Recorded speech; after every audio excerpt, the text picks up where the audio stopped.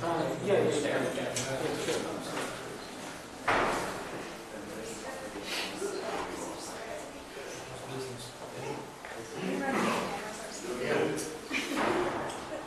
stay busy all the time.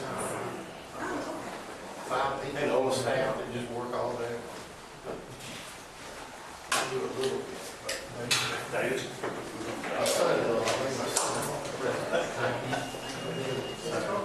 he's running a business.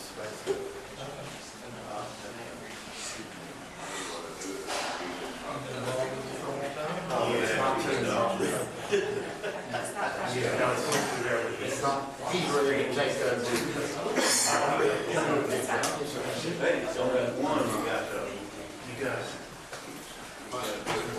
My dad did that. oh, you can do all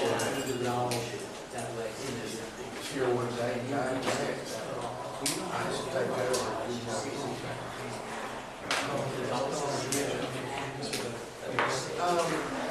He started it. Don't you think it'd be a good idea? Could I been, I don't know. I leave it up to you. But I'm out listening. what could hurt? I mean, Yes.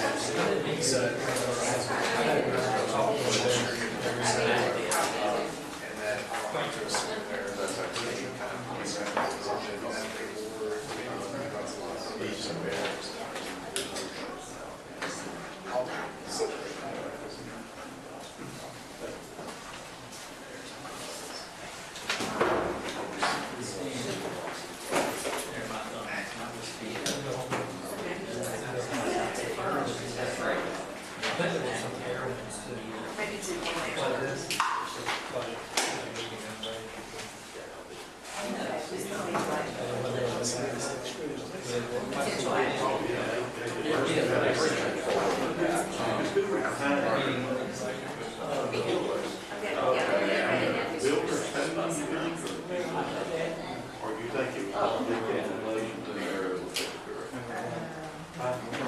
in there?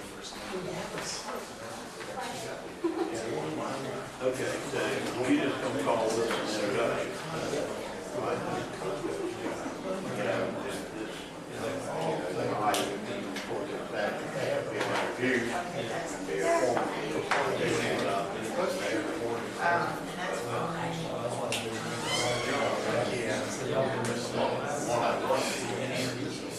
Yeah, oh yeah. No, that's what I'm calling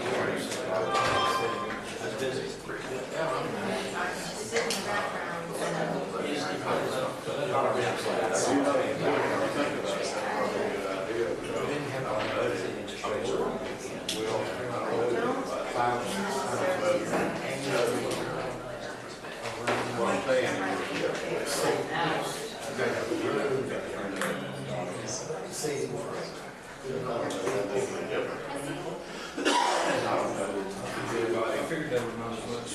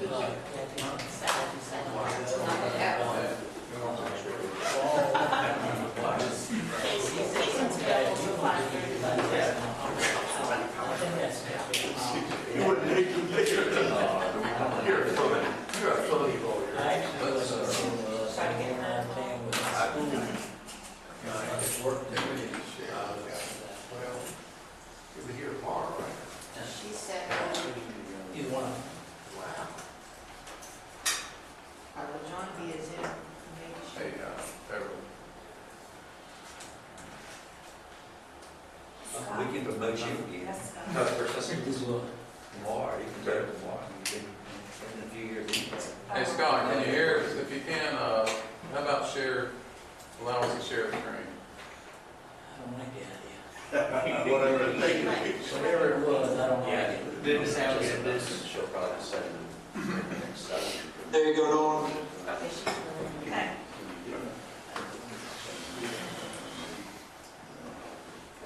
Well, if I got John there, shot him a text. I got a Caitlin Bowers in the lobby. Does that person need to be let in? Yeah. Are they going to be presenting? No. They're just gonna be available to Yes. answer questions. Okay, Barbara. Okay, good evening, everybody. I'd like to welcome everyone to this September 19th, 2022 City Council work session. Please silence all electronic devices. If you have any, we greatly appreciate it.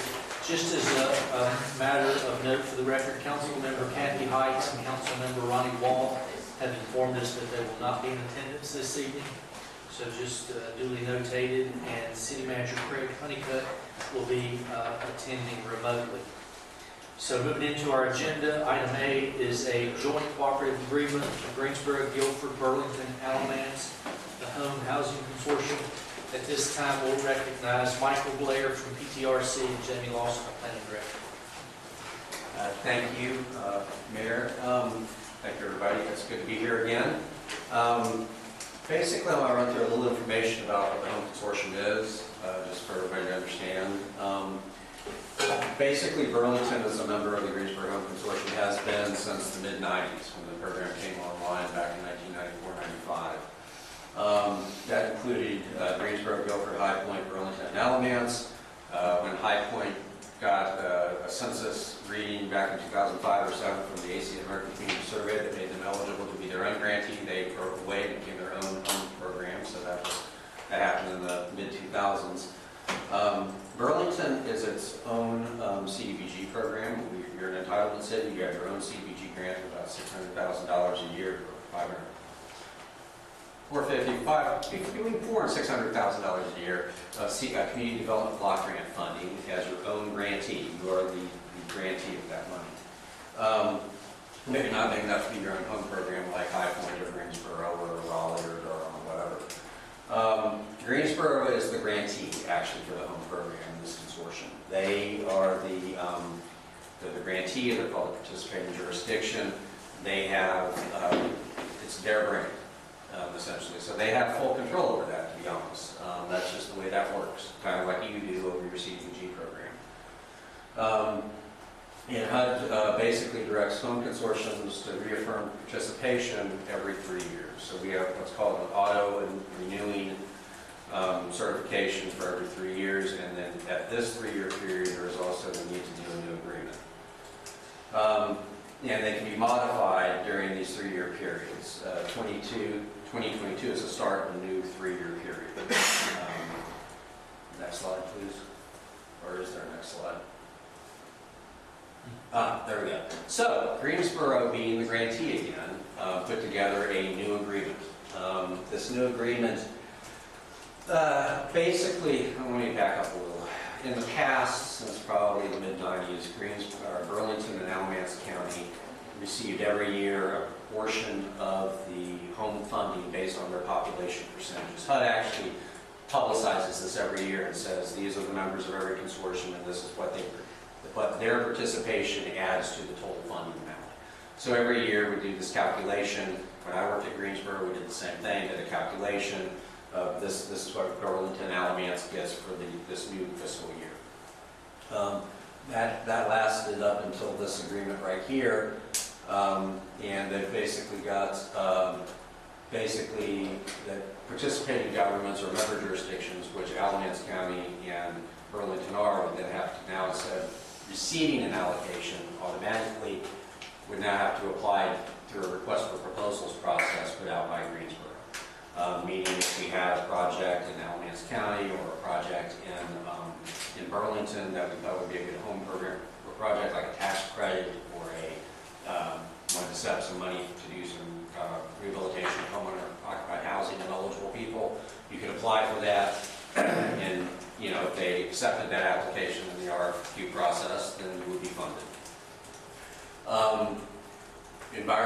review process led by lead entity, which is Greensboro, and quite frankly, that should have always been the case, I think, with my understanding of they are the grantee, so there should have been some probably more involvement in the environmental process. Environmental is done on like Forest Hill Meadows, which is a current project. So I can understand that. Subrecipient agreements are required between member jurisdictions and the subrecipient that carries out the home program, such as a nonprofit, to build an affordable housing units or whatever. They want to review all subrecipient contracts prior to signatures. That have not been done in the past. And if funds are not committed, meaning a contract signed with a tax credit developer or a contract for rehabilitation on X number of houses that were applied for, if that is not done within 12 months, then the lead entity has which is Greensboro, has the right to redistribute those funds how they see fit. And basically, each participating government that receives home funding must establish a separate home investments trust account. I think we're kind of set up that way already, but there might be some changes in the bank account to meet that requirement. It says future program PI. PI is program income, meaning all future program income from, let's say, a tax credit where there's a 1% interest only or something, one payment, that would be set up to go to Greensboro as the grantee. And then all participating governments are required to monitor recipients of home funding on an annual basis. That's just a home program requirement anyway. So that's just been clarified. And the lead entity, which is Greensboro, can amend the agreement on behalf of the consortium for changes to program monitoring, reporting, cross-cutting requirements. Cross-cutting requirements are things like labor standards on something that's triggered Davis-Bacon requirements, or Section 3, or some of the environmental, things like that. They can change those rules if they see fit. And adding new members, for instance, or other more minor changes. So that's kind of a summary of the changes of the new agreement that members have been asked to adopt. Is there anything that Caitlin might want to add to that? Yeah, Caitlin, are you there? Might want to. Caitlin Bowers works in I think they changed the name, it was the Neighborhood Development Department in the City of Greensboro that has the CDBG home program and things like that. So she graciously given her time to answer any questions about the new agreement or any concerns or anything like that that you all may have. Are you there, Caitlin? Oh, hello. Yes. Hello, I'm here, Caitlin Bowers, as you said, with the Housing and Neighborhood Development Department. I believe you asked if there's anything else to add, and this slide with the agreement changes summarizes nicely. So why the change? Well, I can answer why I think the changes are being made. And Caitlin can correct me if I'm a little off. Caitlin, do you want to answer why the changes? Yeah, the changes are being made. The last time that this agreement was updated was 2004, so really it's time for us to make some of these changes so that we can tighten up the consortium. Also, we have had lengthy conversations with HUD over the past 3 to even 5 years discussing our spend down rate and the requirements of all of the consortium members. So really the catalyst for us to make sure that these changes were made was 1, because the agreement was rather outdated, 2, because all of the consortium members outside of Greensboro, being the City of Burlington, Alamance County, and Guilford County, have had consistent issues with spend down. And knowing that the last time that there was an activity expense was in 2019, and then admin expenses were in 2020, so we've gone at least 2 years without any funds expended. HUD funds do have a spend down requirement of within 24 months, we have to commit the funds and then spend it within 5 years. There's quite a large balance of funds sitting for Burlington and for Alamance. So these changes are so that we can make sure that we help our consortium members meet the requirements of spending, of reporting their program income, and tighten up all of these compliance elements, and to make sure that we're up to date. There are several just regular changes that go on in a city in any given year. So making sure that we put all of those new items in the agreement since 2004 has been important, and at the direction of our legal department and at the direction of HUD, we've made most of these changes. Thank you, Caitlin. Also, as an aside, I think I wrote that original agreement when I started in 2004 for Greensboro, so it has been a while in their defense. So, do we have any other questions for Caitlin? Or So the funds that are there now, what happens to that? well, Caitlin and I discussed that actually today. I think we will probably look at all the pre-current year funds and the ones that we can show that can go forward. We'll probably try to do a MOU on that or something to try to get that rolling. Or not an MOU, I'm sorry, but we will try to get those projects going, but we'll also set that money aside. Any money that we can't really say we're going to commit or put into use, I think might be recaptured by Greensboro. Does that summarize it, Caitlin? Yes. So technically, you're saying that money wasn't spent now automatically for Greensboro, is that correct? I think If the funds had not been spent, and if I'm not mistaken, you said that we haven't spent any of these monies since 2020, is that correct? I know. Well, that was a rehab that was done in 2020, I think. That was the last time. You remember I came to the board a year and a half ago or a year ago, and we did an RFQ for affordable housing development without large balance. And so we've been working on getting the agreements done and the notes and deeds done for Forestdale Meadows. And then we've also been working to waiting for the Burlington Housing Authority to have the RAD conversion approved so we could actually invest and contract for that. We've also identified several houses to be rehabbed around the county that were just spent a lot of time actually getting the CDBG program running well. There was a balance there that we had to really try to commit and get out the door for both city projects, rehab, public services, and also the COVID money came in at the time when it kind of slowed down spending on them. We have, certainly have rehab projects done. They are CDBG rehab projects inside the city of Burlington right now.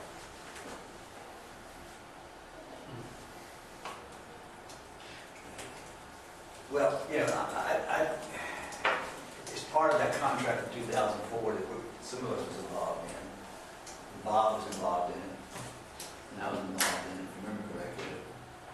David was on council. The question I've got is how, where are we with the staff in terms of, did the staff realize that we had these funds that had accumulated over the years and what specifically had to be spent? I mean, honestly, with 21, 22 was a little different ballgame with COVID. But, this to me seems like, I'll be very frank with you, it seems like a money grab by Greensboro. Well, I think staff, Burlington staff, did realize and understood what the balance was. And that's why we helped do the RFQ and try to get some projects in the door. Didn't get a lot of applications for it like I expected. I expected more. But I would say that the CDBG program took up a lot of time, staff time. I think that's under control now, though, in my opinion. So I think in terms of staffing, we're good and can get these things going.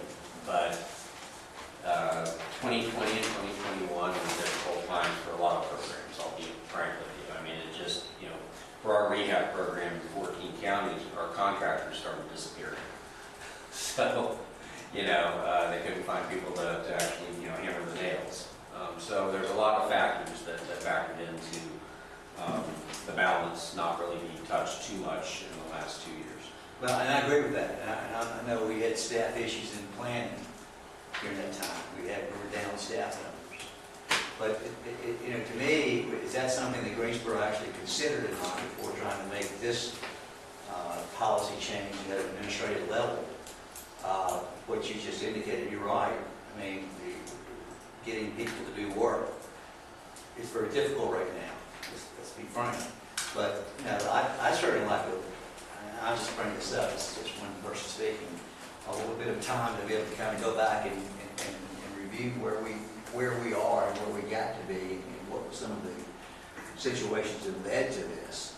How it came about. Yeah, because I realize there's always, obviously you're never going to overspend, but I do believe in the last couple of years that's a really unusual time with the least number of contractors out there to come back and say that we have not spent all the money. So for that being said, then you out of it. You're going to be, the Greensboro's going to take it over, basically take it over. Mr. Clerk, let me ask this question. You said MOU, a memorandum of understanding between whom? I was actually involved with that. With the current balances, the current year, that larger balance, I think we would just work with Greensboro staff to determine what projects go forward. There would be no MOU for that. If you go ahead, if the new agreement was approved by the city of Burlington, we would simply work with Greensboro staff to get enough projects filled up to go ahead and get that bigger balance taken care of. And utilize what's already been appropriated in prior fiscal years. Is that what you're saying? Yeah, but not everything's been contracted. So, I think in the home program, commitment is kind of funny. You have to have a contract to commit something in the HUD system. So it's things that got stalled, we haven't moved forward on. But if we can move forward on the stalled projects, work with Greensboro staff to see what projects that we have that we've approved in past years, or possibly another RFQ, we can work with Greensboro staff to determine how much of that prior year funding stays with Burlington and inside Burlington and Alamance County. So with the proposal that is here, and we haven't seen this, but then going forward, will Greensboro administration make the final determination in terms of weighing programs if the request in the future comes from Burlington or Alamance County? So that will be no set amount of money coming back to this county, but the Greensboro staff will determine what amount of money that could come back to the program as it exists now. Is that correct? Through an RFQ process, request for proposals, yes. Nolan, do you recall the percentage that we got? Percentage? I mean, the breakdown of how that allocation was done? Oh, home funds? Yeah. I was just saying, every year Burlington was like 250, Alamance County was like 150. About $500,000 between the two, and that's been the case since 2011 when the home program was reduced dramatically. So since 2011, it's been about $500,000 a year between the city and the county. So, Actually, excuse me, between the two, it is more like $350,000 each year. So how much money is there now? About $2 million. Does that include any portion of the 1.1 or whatever million that we approved in the last RFP? Because we had Northside Meadows, and then we had The Burlington Housing Authority. Authority. Yeah. Those would come out of that balance. Once they're, and Forest Meadows is contracted. Yeah. And there's a signed contract for it. What was it, 600,000? That was $635,000. And the Burlington Housing Authority is $495,000. So we're talking about $1 million. the Burlington Housing Authority, do we have any idea where they are With the rag and with that process? The last communication I had was just last month, and with their executive director, and I believe I was told the RAD conversion was still going forward. It had been delayed, but in October or November. That conversion to the nonprofit should happen, and then they'd be eligible then for the home funds. Yeah. And so that, that showed our efforts to try to use some of those funds. And then we came back earlier this year when we were doing our annual action plan and talk to you about how, there's still some additional funds building up on home funds and how we want to do another round of RFPs. So that was our next plan and strategy, to try to identify how to spend those funds on affordable housing. And the reason we didn't do that in August is because this issue with the new consortium agreement came up, and I didn't feel comfortable doing that until we had everything settled. Well, yeah. So, again, I have to keep harping on this. So basically, Greensboro, this is their proposal, but when it comes to them, was anybody on our staff contacted about this? Yes, well, not when it was written, but we did have a meeting with all the different members, and we talked about the changes, and we talked about different elements of the new contract. But in terms of no longer having a specific allocation for Guilford County, for Greensboro, for Burlington, and Alamance, that decision was basically made before the draft was presented. I think that makes sense. The lead agency, I mean, they are the grantee. And Greensboro is the grantee. And looking at, like in Surrey County, where we have Surrey, Sochiac, and Davie, a rural consortium, we have a separate board that's made up of members from all of those counties. But the reality is Surrey County could get rid of that board and just run things through us and do projects where we want them. I mean, that's just the way the home program works with the participating jurisdiction and lead entity. So how large do you have to be a direct recipient? You have, there's a consortium calculator that HUD has. Burlington and Alamance by themselves, well, okay, on a regular year of funding, you have to have a population and poverty and housing calculation that exceeds $750,000. Burlington and Alamance together come up to about 600, I think, if I remember right. I don't have that in front of me.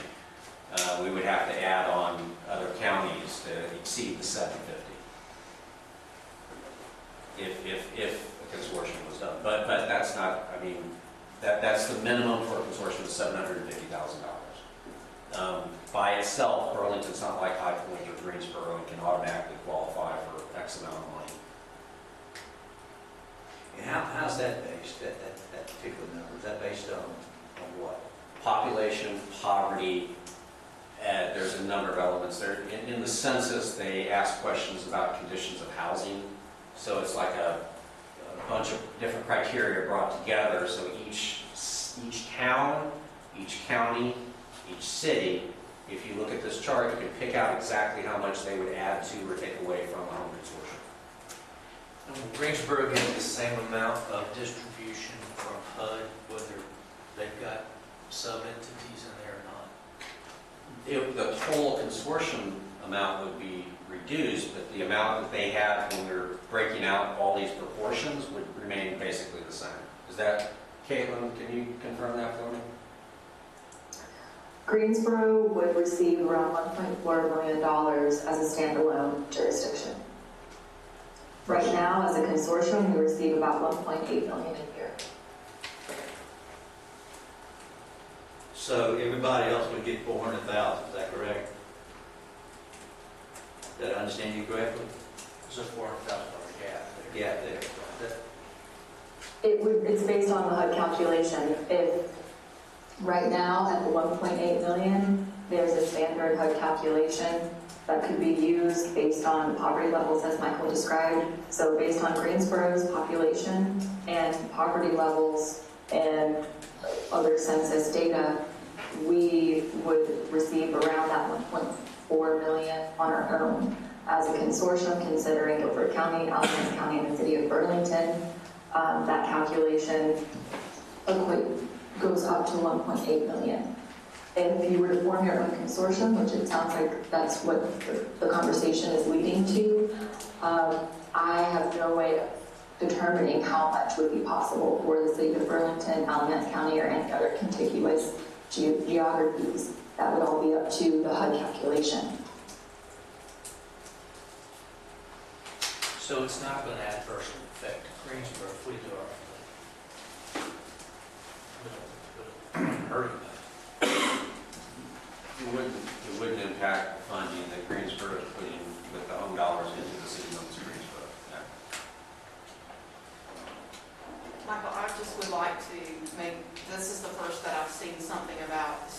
establishing a separate home investment trust account.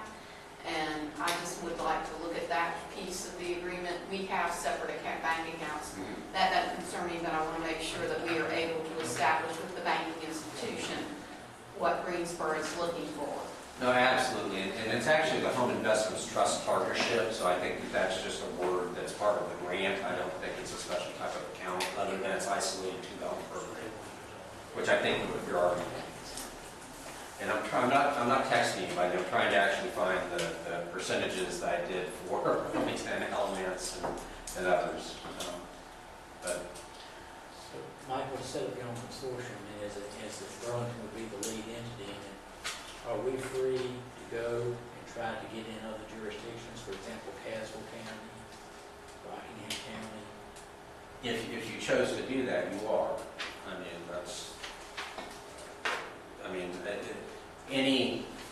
Any group of counties and cities that exceed the $750,000 minimum can, if they follow the explicit directions by HUD on creating a new consortium, will get a new consortium created. I mean, in a roundabout way, Nolan, this is similar to how 5307 works. There's a direct recipient, there are sub-recipients. Yeah. And it's the same thing but different. Yeah, and the question is, I never thought about this, but you just mentioned Caswell County, Rockingham County. Are they involved in any kind of consortium now? No, they're not. I mean, I just sitting here now in this county, there's these substantial issues, housing issues. Go out to green level, I mean, in some of our small communities. I'm not sure if that's been identified or not. I'm not sure if the town government's there or I don't know how that's identified. That's, I mean, like a staffing. But I just hate to see this money go away because there are people who need improvement with their housing, and I certainly think we need to be in the game somehow. I just wanted to, Caitlin does have until 5:30. If there are any other questions that she can answer. Yeah, Caitlin, if the city of Burlington wanted to entertain going down the path of another consortium, how would, I think that would take some time to establish that. So how would Greensboro consider working with Burlington on some of the existing funds there so that we do have some funding for affordable housing during that transition period? Absolutely. Greensboro would be happy to work with Burlington and Alamance County in that interim period if you are exploring your own home consortium. Because of the high balance, we're over $2 million with entitlement, and then in addition to that, you would also have the earned program income at your disposal to use. So we can go through all of those projects that are already earmarked for home funding. And based on the current spend down, even being a little more aggressive over the next 2 years when a new qualification period would be available for Burlington and the other areas to join in, Greensboro, we'd be able to continue for the next year under the existing agreement. And then beyond that, we could develop an MOU to work through whatever balances are available, whatever projects are already underway or about to be underway. Taylor, what's the process if there was a possibility of forming their own consortium with other counties? What is the process of doing that? I am not qualified to answer that. You would have to, that would be a question for the HUD representative. I would only be giving you my best guesses at this point. It's all based on the HUD requirements and meeting those minimum thresholds and then following the steps that they, and being under their advisement.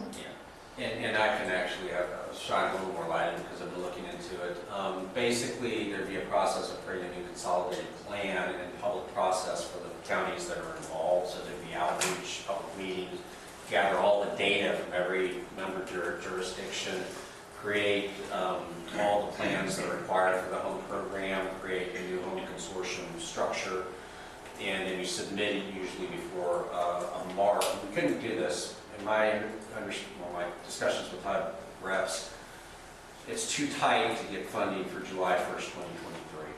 But if we did try to do this, we would get funding in July, after July 1st, 2024. For whatever consortium cobbled together version is created. But it is, public, there's public notice. There's, creating a fair housing plan, creating a consolidated plan. I mean, it's a lot of public outreach and then public input. So you can't just turn around and say we're making a new consortium. There's an entire list of these regulatory requirements. At the end of the day, does HUD approve the consortium that we work? What I was told, if you put the application in correctly, then I was told by a HUD rep that they've never seen one denied. Okay. But that's not a guarantee. I'm not guaranteeing anything. But it is a HUD approval. Yes, it's a HUD approval process. 2 new ones have been formed in the western part of the state this last year that received funding. In Southwest for Cherokee, that's a 4-county consortium, and also in Foothills region of those 4 counties is a new consortium. But does it sound like we should continue under the old agreement and possibly begin exploring our own? Is that where we are? Well, the old agreement's done. But can we extend it for a year?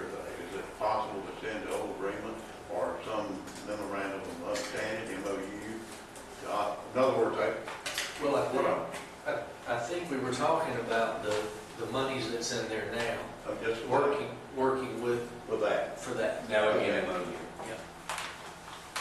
But $1 million of that's already been committed, a little over. Or the magic word is contracted. Contracted, yeah, under contract and ready to go. Committed, that's the home version of committed is contracted. Right. And right now, Forestdale Meadows is the only contracted activity. And what about BHA? How? If they can get that RAD conversion done in October or November, we can get something. We've already given them a letter of support, funding approval letter back, I think, a year ago. Right. They were supposed to have this done last summer, but because of COVID and HUD, they were not able to do that. But I think that it should happen in October, November, and we could make that work. So Caitlin, if Burlington didn't, sign off on this agreement, is that, and you were saying you could work with us on funding, I mean, do you have any details you can add for us on that? I mean, especially as it relates to the BHA? Just to make sure I could hear you, hearing Michael the best, I suppose, where the microphone is, you said it as it pertains to BHA, Burlington Housing Authority? Yeah, like if our council decided not to, do this new agreement, how does that impact the Burlington Housing Authority project that Michael was just talking about? We would need to determine at what phase exactly they are in being funded. My understanding is that they had a letter of commitment 18 months, maybe 2 years ago. So we would need to, we being program staff, can work together to determine at what point of funding commitment they actually are in. If the project, like any project, after a few years, some of the proposals, the numbers in the work write-ups or the scopes of work could change, whether it be nominally or dramatically. So it may be better served for them to apply again or provide a new scope. So those types of things we would need to talk about on a project level basis. But to the question of if Burlington decides not to sign, we have to provide HUD the information prior to September 30th. So if the decision is to not sign, we have to notify HUD by September 30th. After that point, Greensboro and Burlington can begin to have those conversations about what an MOU would look like and exactly how much funding of the dollars that have already been allocated to Burlington and to Alamance County would be set aside for those earmarked projects, such as Forestdale Meadows and any other rehabs that are in the pipeline that may be done. In addition, for the Burlington Housing Authority, the RAD conversion, we would talk through that after September 30th. So you're saying then basically we have 2 weeks, is that correct? To reach an agreement with Greensboro? We have At this September point, 30th. yes. September 30th is the statutory deadline to get all the information into HUD for the next year's funding. So yes, there's 2 weeks to sign the agreement. Can I ask how long has this been known before this comes to us? We originally had this agreement on an August date, but we only had a draft agreement or a draft version of the new home consortium agreement. David Cheek, I believe, who was acting as interim, said, I'm not taking a draft agreement to council. So we had to put that off until we got the final agreement, which we received on August 19th. Let me ask something here. Let's say we move forward and we sign the agreement, which is 3 years. Under the new agreement, you got a reversionary clause. So if it's terminated, I'd be concerned that, how rigid would they be with the reversion? Because it clearly says, should the sub-recipient stop participating, then the funds would revert back to the lead agency. I don't know, I don't want to complicate things, but I just wanted to be, if we're trying to thread this needle, we need to thread it right, because if we sign up and then we pull out, and then by the virtue of this agreement, it reverts, we can lose a pretty good piece of change. Well, and my understanding is that if you sign it, you're in it for 3 years. Okay. And you cannot start it. But assuming though that if you do want to look at, forming another consortium, and you pull out of it before the 3 years, what you're saying is you can't pull out within the 3 years, maybe that's it? You can't pull out within a 3-year consortium. Oh, okay, all right. It's very, it might take an act of Congress to do that. So. Okay, that may answer the question then. In other words, if you, But the only funds that are in question that we've committed to through agreement or a commitment letter is Forestdale and BHA. And Forestdale's done for all intents and purposes, is that not right? We just need to get the note and deed filed and then get invoices to pay out on work that's been done. So BHA probably be the only one that would be hanging. kind of be in limbo. And then other than that, maybe some smaller things that we've been working with different groups on. Is that right?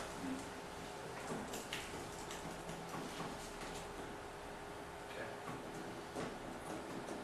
Any other questions? And I don't think we can speak to BHA where they are. We just need to find out. We got 10 days to figure it out. Yeah. Pretty quick. No, we got plenty of time. what's the big deal? Got 2 weeks. All right. So, Nolan, do we want to discuss what? Yeah, I'm trying to figure out where we're heading. Thank you. I think where we're headed is to try to get our brains around what is the right thing to do, because I don't know that we can give you an answer in the next 5 minutes. And me personally, I just soon do my own deal. Which say, Jim? I just soon do my own deal. Well, long term, look at our own. Yeah, start that process. And just try to protect the commitments that we've made. And Then start the other. Yep. Okay. All right. That sort of makes sense to me. Yeah. So we'll be working with Greensboro to see what our options are for potential MAU. Motion thing, David, that's. You said MOU is in play or is not in play? If you decide not to meet the statutory September 30th deadline and decide to go your own consortium, we would then set up an MOU. The MOU is not created. It would be created after we determine what of that past balance is going to be allowed to be used on the projects going forward and spent out within a certain amount of time. And who makes that determination? Greensboro is the lead. Well, I think Greensboro's willing to work cooperatively with Burlington on this. I mean, so we would work with their neighborhood development staff and City of Burlington staff and planning staff and try to come up with something that's acceptable to everybody. The only question I would have is if we've had conversation with applicants that we've talked to them about some things, we need to know what that looks like. Oh, if you got some pending. We do not have any pending applications, meaning somebody that's applied that you have approved through council. So there's an application in Neighborly for a tax credit project, but we did not do the RFQ because we were waiting for this to resolve itself. How about just the affordable housing project? Owner-occupied housing, I believe that Caitlin Lee, who's in planning, and Arisbeth and Tommy Smith, who's in my department that works with Lee on CDBG and home, met with Caitlin, and I think they looked at 15 rehabs in and around the county. That were applicants, that were current applicants, that were income eligible, that we could go out and probably within a certain amount of time, inspect their home, come up with a cost estimate, and bid it out and then contract for that. So Caitlin, back to you, if Burlington, did not do the agreement, is that something Greensboro would work with us on, those things that we have pending out there like that as well? Yes, absolutely. And I greatly appreciate being able to be a part of this discussion, and thank you for your time and your consideration.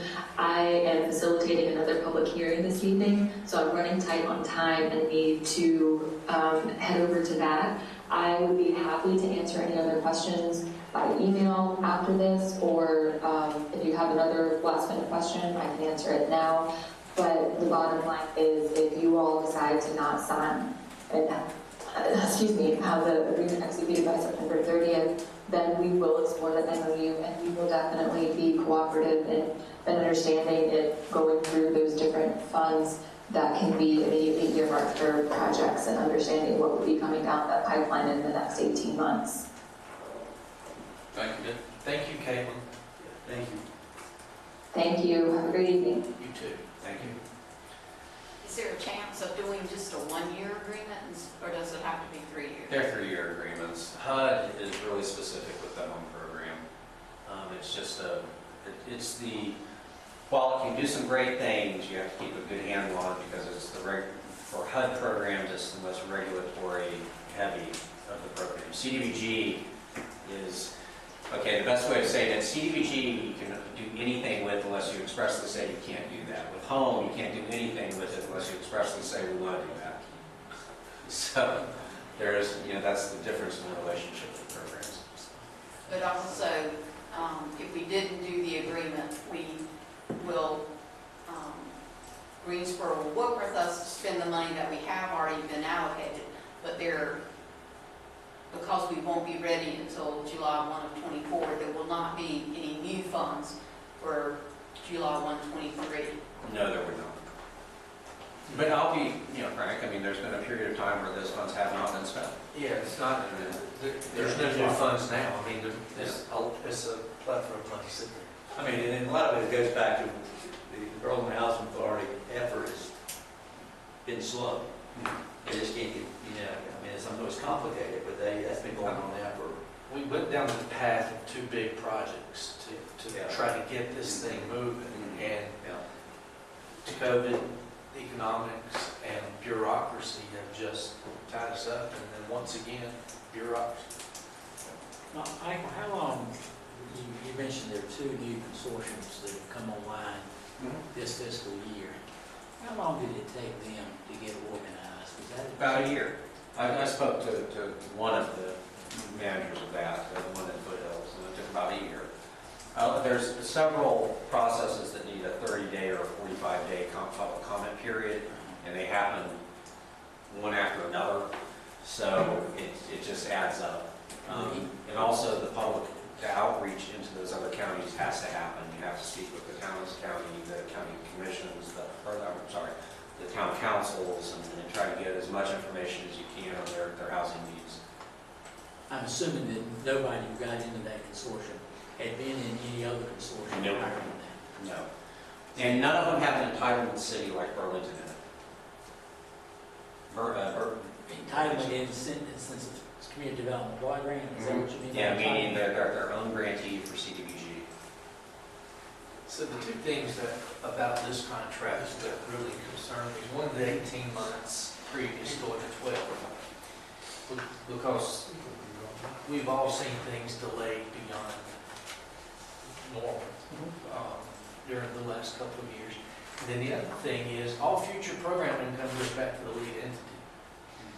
If you have a viable program yourself, you want that program income, because that's what funds future projects.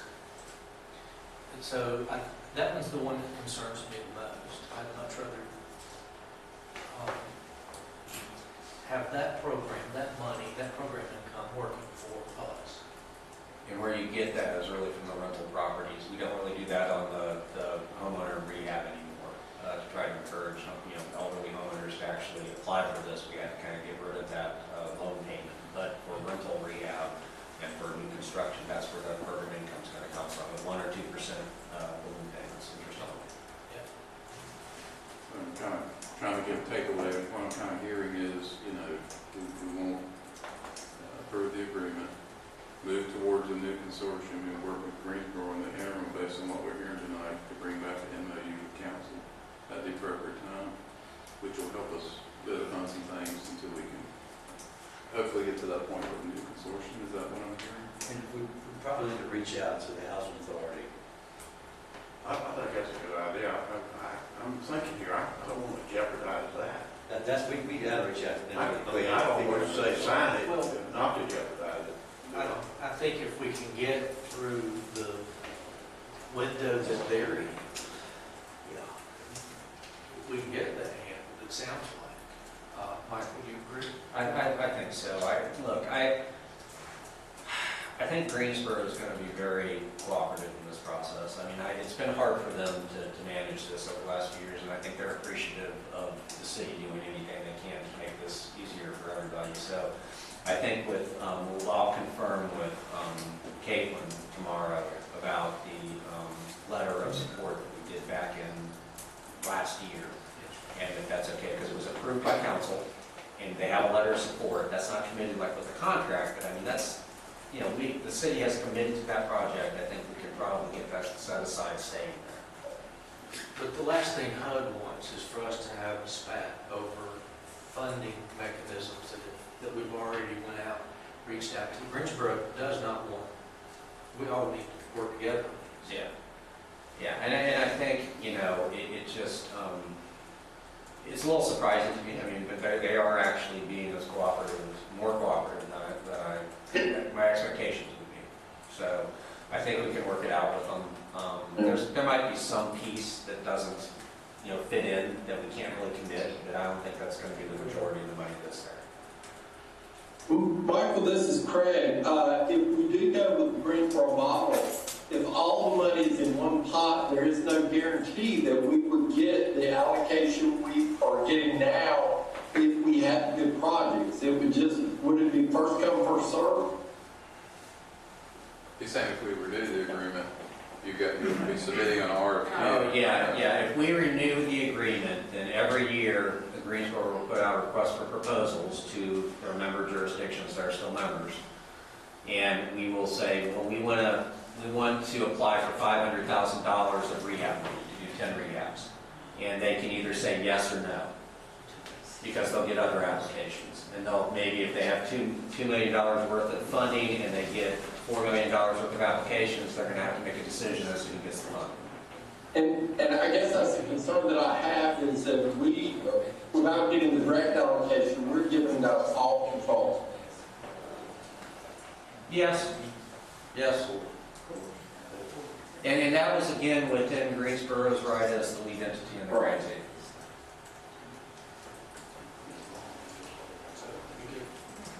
I mean, I've got a handful of other questions, but it's going to be there more for David.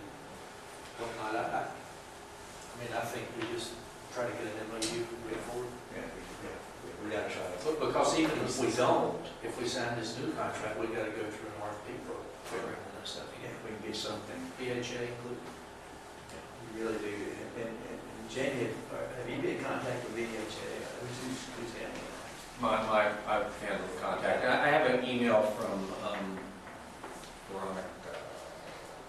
the last name, anyway, their executive director from probably the middle of August saying that their timeline, I think, was October or November to do the contract for the RAT conversion, to get approval from HUD to actually do they transfer public housing units and make them to a nonprofit so then they can be eligible for things like home and CDBG and other things.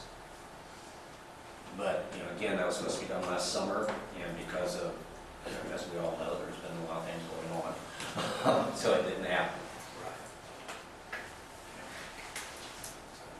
But they are still working on it. They have not given up on it. They are, in my understanding, they're still working on the RAT conversion to make it happen. You guys good? Appreciate it. Yep. Thank you. Discussion. Okay, next item B, is the community development fiscal year 21-22 consolidated annual performance and evaluation report, our CAPER. So it will be a public hearing for tomorrow. Michael, you have the floor. Good afternoon. Good evening. The CAPER is a standard. Change your voice next time. Good afternoon. Good afternoon. I did voiceovers for a while for the city of Greensboro's PSX. So anyway, the CAPER is a standard report that's done every year that has to be submitted by September 28th. The city actually committed and spent almost $1.2 million in this year. We have funded for about, what is that funding? $600 or $500,000. So it was a big spending year. I think that it was a mix of it was a mix of infrastructure rehabs, single-family rehabs, and public services.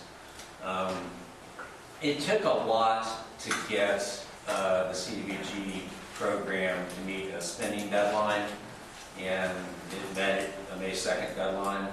And it's like I said, we basically doubled the amount of the grant for the expenditures for this year that will be submitted. So, Burlington staff, Lee, Aerospat, mostly those two were the ones that really did most of that work. But the public hearing will just be to accept that report and submit it to HUD before the 28th. And the reason it was so high is that spending some unspent monies. Yeah, it's unspent money, but also projects that had just not gone forward, and then we finally got them going forward. So they'd been committed by council, and then they finally started going forward and getting out the door. Can you kind of review what some of those projects are?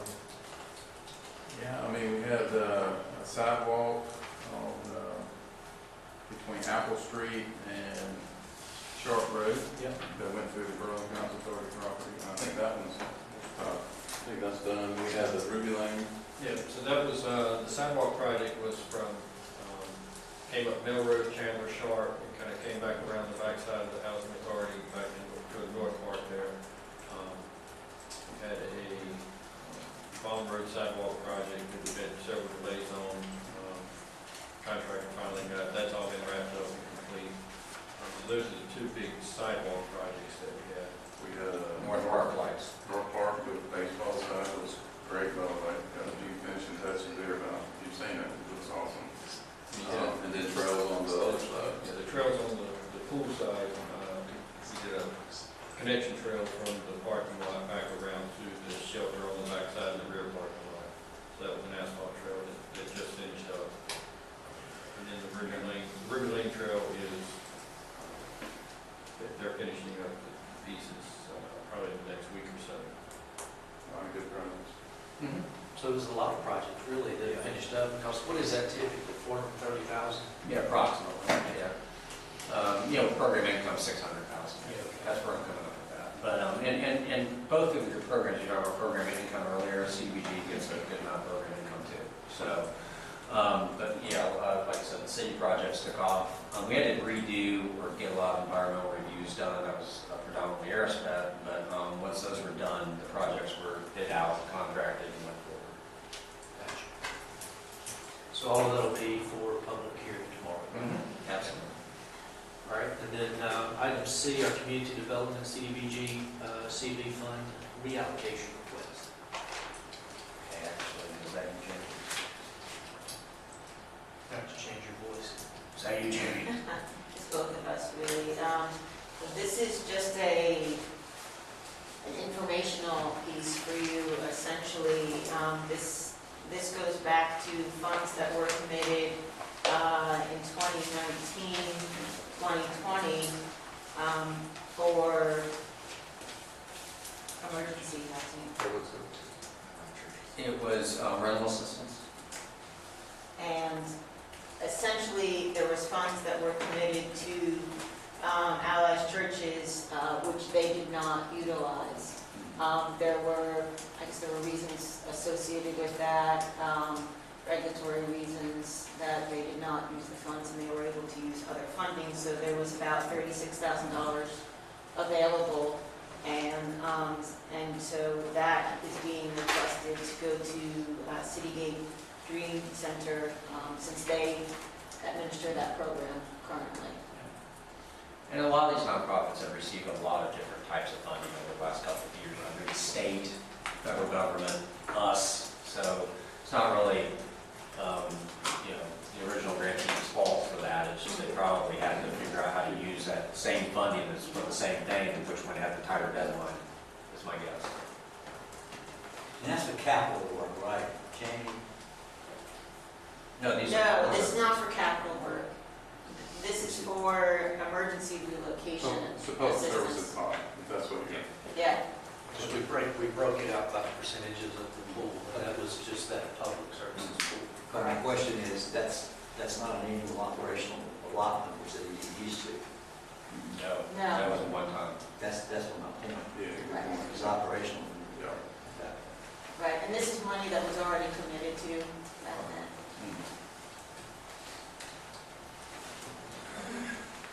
So anything else on that front? No, there's no action required.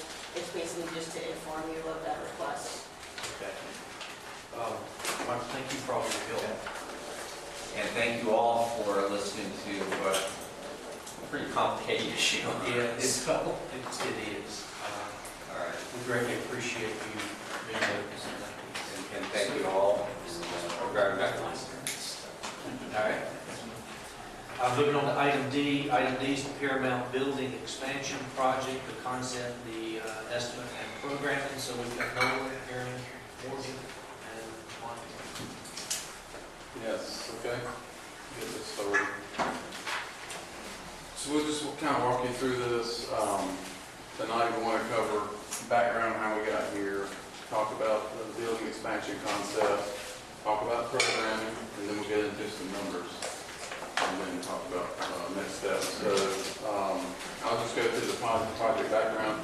Last January we got direction from council, as you recall, to demo the Moorfield building and create a two-story concept for that space. And so we came back in February, got the budget amendment for the demo and concept work approved, and then we worked with Clearscapes, began some stakeholder input. We came back to council in April to really get some clarification on programming, vision, things of those nature. And we walked away with a number of things here.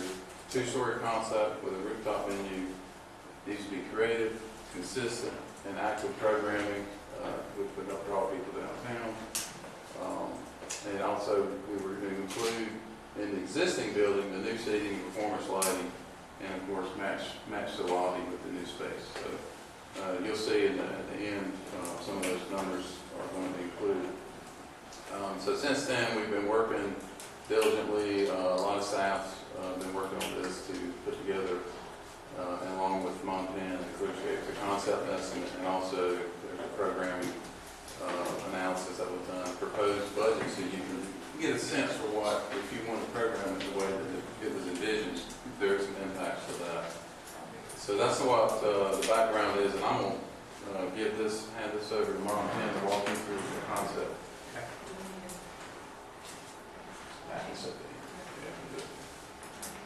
Well, good evening, Mr. Mayor and council member and staff. I've been working with staff the past few months on the concept design, and we're very excited to present that design concept to you this evening. Oh, sorry. This is very, as you can see from the photo, the former Northfield building has been demolished, and we do have the one-story building that has the current restroom facilities that serve the Paramount Theater. And in order to really capitalize on the new addition and to make it much more efficient and create a much more cost-effective structure, we also propose to demolish the one-story building so that we can utilize the entire site. This is concept layout for the addition. As you can see, we have 3 levels of occupiable space. The first floor, second floor, and the roof deck. The first floor, we have a large multi-purpose space that's connected directly with the Paramount Theater. And on the first floor, we have a maximum occupant load of about 500 people. So approximately 400 from the Paramount Theater and 100 for the new multi-purpose space. And I'll go over each level in more detail in the next few slides. The second level, we also have a large multi-purpose space, and it can accommodate approximately 115 people. And then third level is the new occupiable roof deck. Again, we've created a large roof deck, approximately 50 feet by 50 feet, that can accommodate approximately 165 occupants. And the facility is designed in such a way that each space can operate independently of the other, so that you can have multiple events in the building at the same time. So looking more closely at the first floor level, as you can see, the multi-purpose space, we have a corner entry into the multi-purpose space to take advantage of the fact that it's on a corner site. And this multi-purpose space is connected directly to the Paramount Theater lobby with doors. Is there a way for me to oh, sorry. Sorry. So this opening here, if it's open, then it has direct connection with the Paramount Theater lobby, and it can serve as an extension of the lobby space if there's a large event in the Paramount Theater. If there's it can also be closed up so that you can have a separate event here and a separate event at the Paramount. There's also another opening that provides connection to the Paramount and the new restroom facilities. There's also the catering staging area that supports kind of food event in the space. There's also a second entry into the addition off of South Spring Street. And at this location, you're entering into a stair elevator lobby that provides access up to the other upper floors of the addition. And then this entry also provides ADA access to the second floor space as well as to the Paramount Theater. So moving up to the second floor. So that was 102 people, was that what we said? Yes, approximately 100 to 200 people for the multi-purpose space. And the Paramount itself is 300 or so? 380 something. Okay. Yeah. So moving on to the upper level, you're coming up either from the stairs or from the elevator, coming into this space, which we have a large multi-purpose space that could accommodate many different type of programming and events, which the staff will get into. Also on this level, we've got new restroom facilities that serve the functions on this level as well as the functions on the roof deck level. Again, we have our catering staging area, storage that supports this multi-purpose room, and also an office space. Also, each of the space has to have 2 means of egress. So the first means of egress is down the elevator, down the stairs to the ground floor, or we can have another secondary stairs up to the exterior roof deck, exterior exit stairs across the roof. Going up to the third floor, or not the roof deck level, we've again created a very large occupiable roof deck that can accommodate 165 people approximately. And again, a catering staging area, a large large storage space to accommodate furniture and other accessory items. And we have a kind of a sheltered roof area that could have outdoor bar potentially. And this level, this is just a diagram showing the building section, first floor level, second floor, and then we've got roof deck level. This is the enclosed area with the stair and elevator accesses to the roof deck, and above that level, the mechanical units that serve, oh, sorry. Sorry. Oh my gosh, I pressed it too hard.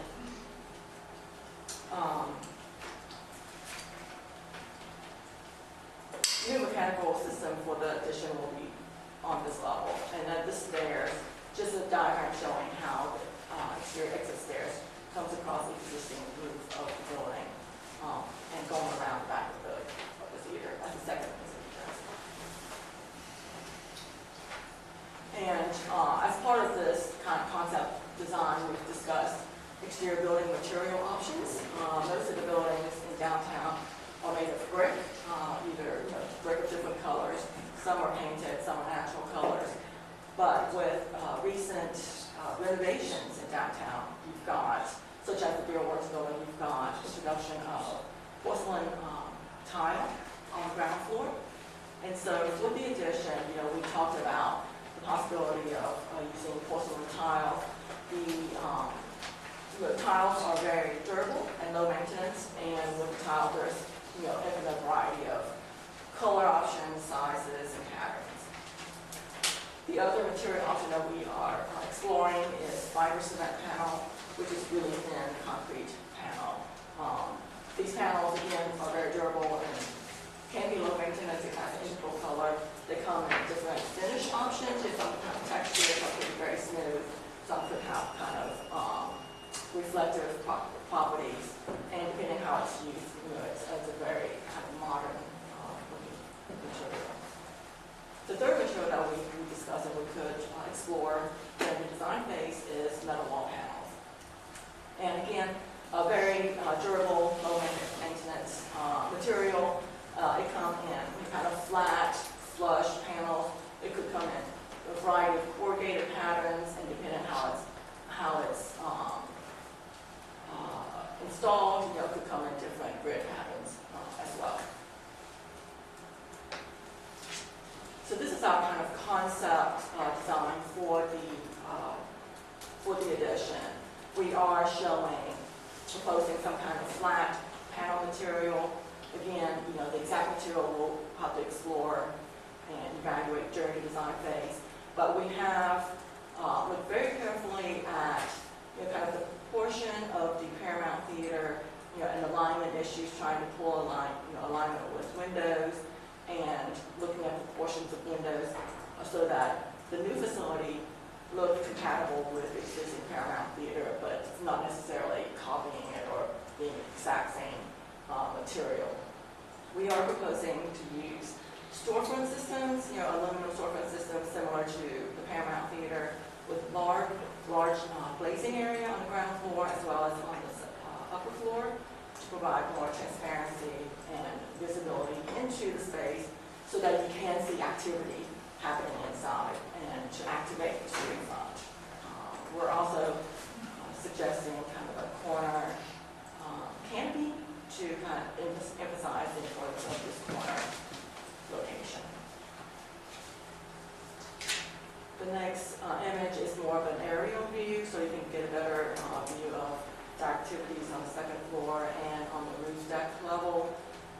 The last image is a kind of a night scene for event on the roof deck. Are there any questions, or we can move on to programming discussion from the staff? Any questions?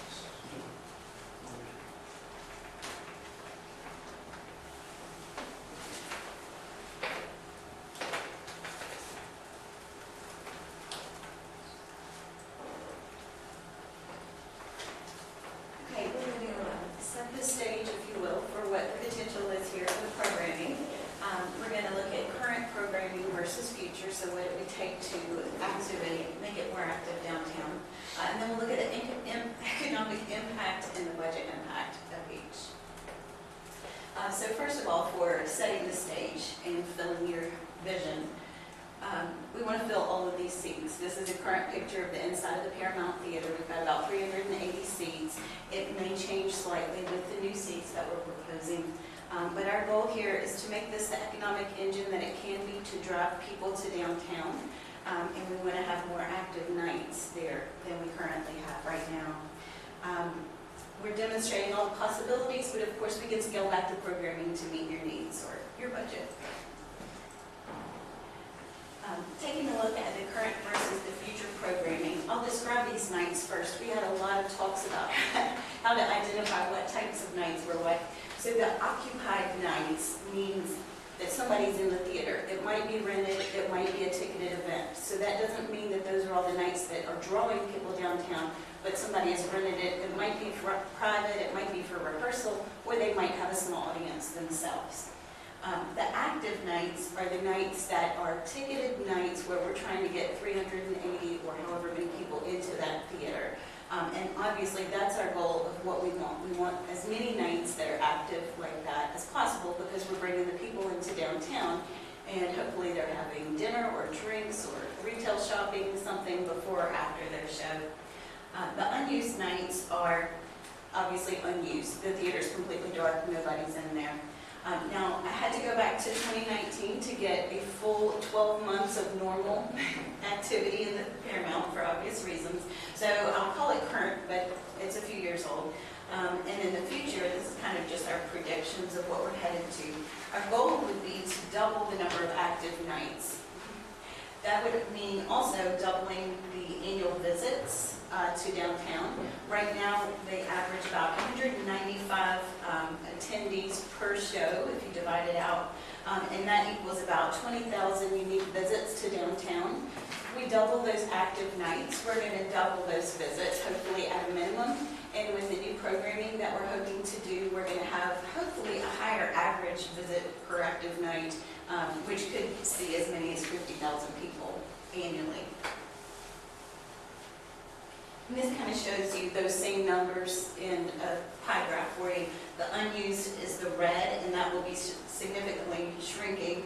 And the active is the blue, and that's what we want to expand. So that just gives you a visual of those numbers.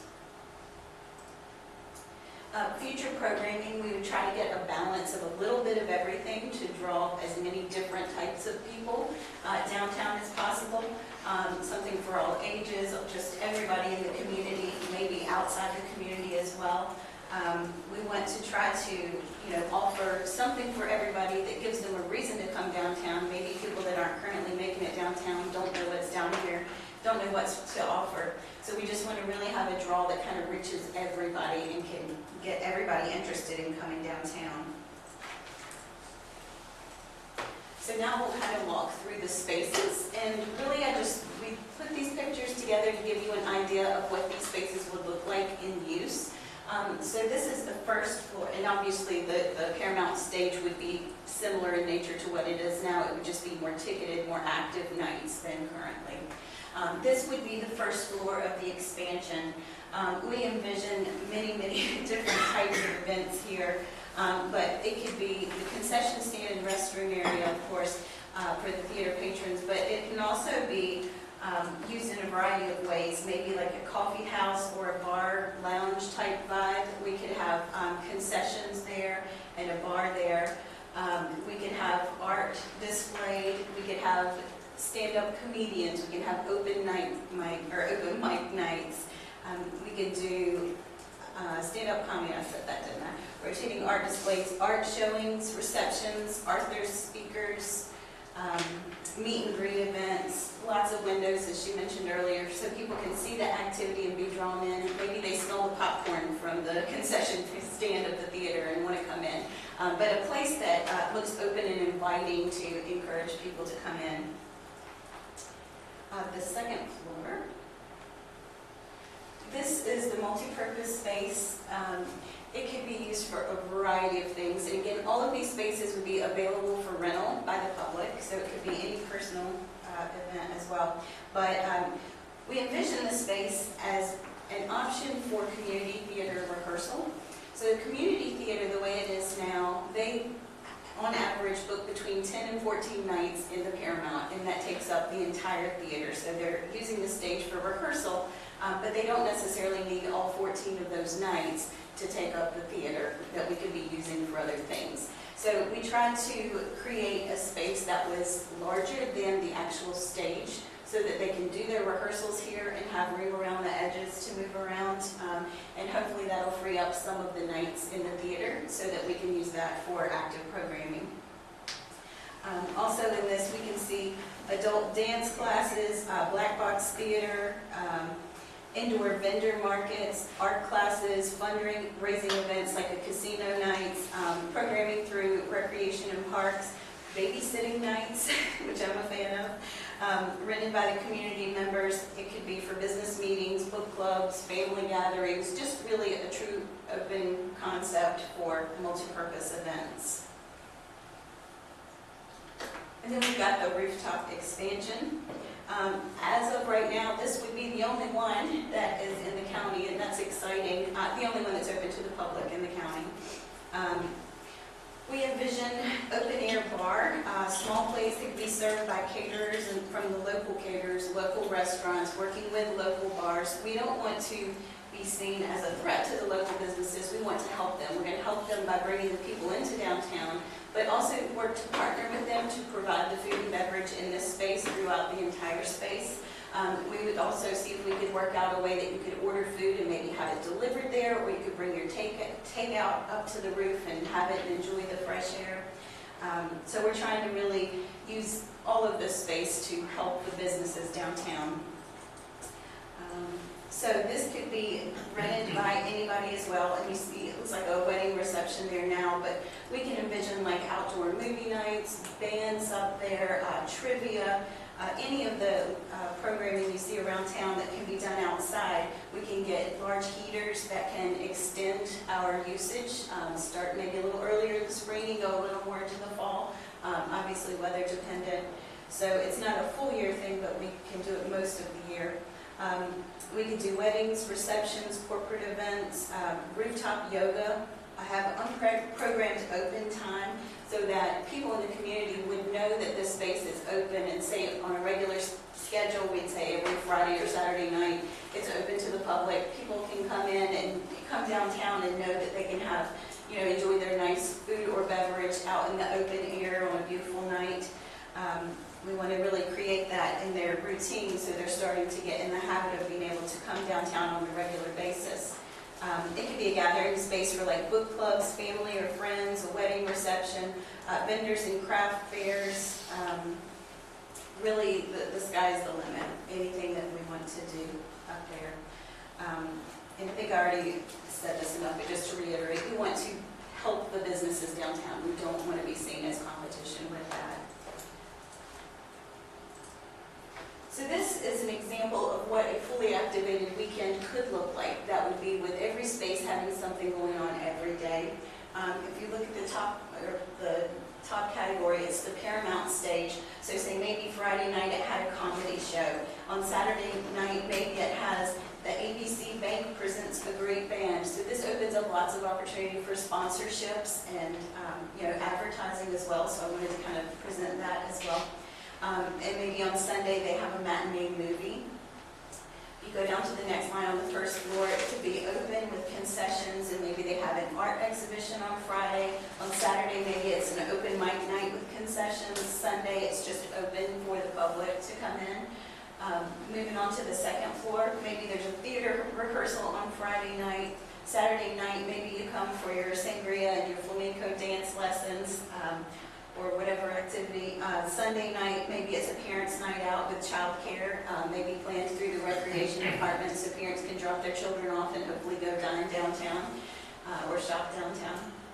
And then the rooftop, I thought it would be fun to have like a happy hour, kind of create a happy hour scene downtown, so if people are leaving their jobs at the end of the day, they have a place they can walk to, they're excited to meet their friends, maybe their friends that work other places are coming downtown, or they're meeting their families here. To have something that we had established, we could have an acoustic trio playing on the rooftop. On Saturday, it could be open to the public. We could have that food from other restaurants that we're talking about or meals delivered in. Maybe trivia is taking place for some entertainment up there. And then rooftop on Sunday, it's open to the public again, and then maybe a rooftop yoga class.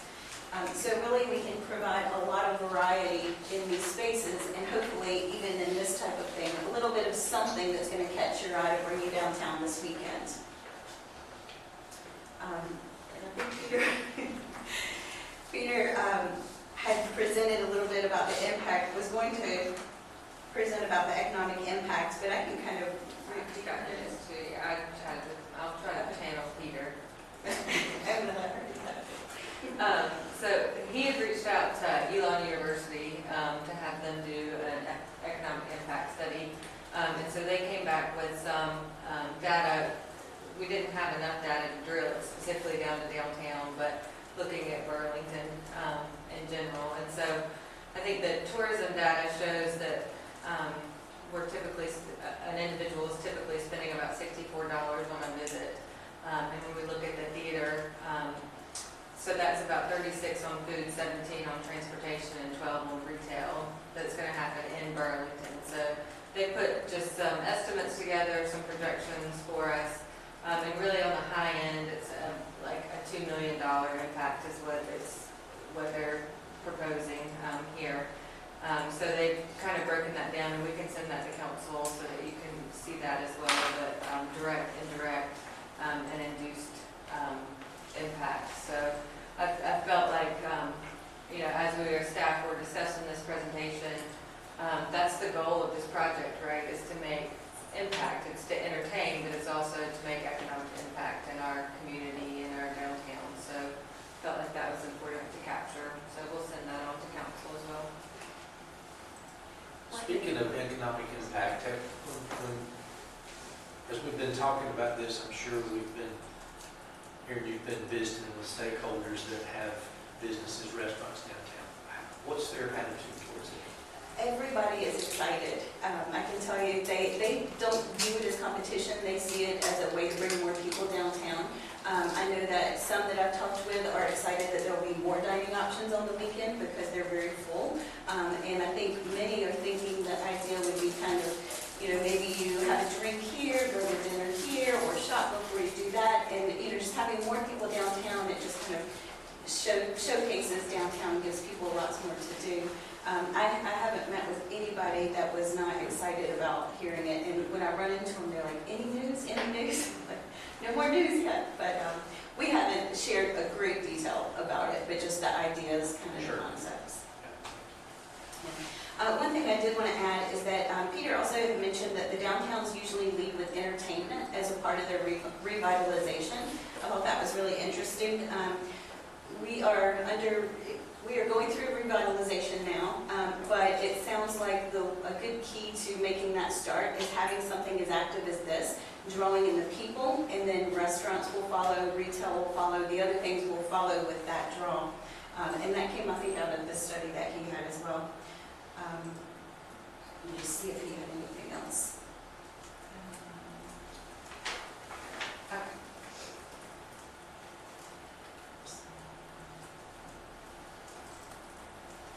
So for the programming that you saw, if we have an active weekend like that, or we double the number of active nights downtown, it's going to be around $202,000 each year.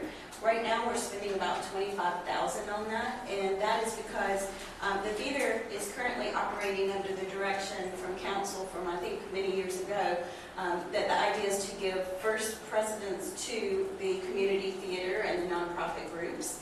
And I think when we have a shift in that, we're going to need more money to bring in these traveling acts and things. When they come in one day, they set up, they do their show, fill the seats, they pack up and they're gone. The next day it's wide open for the next group.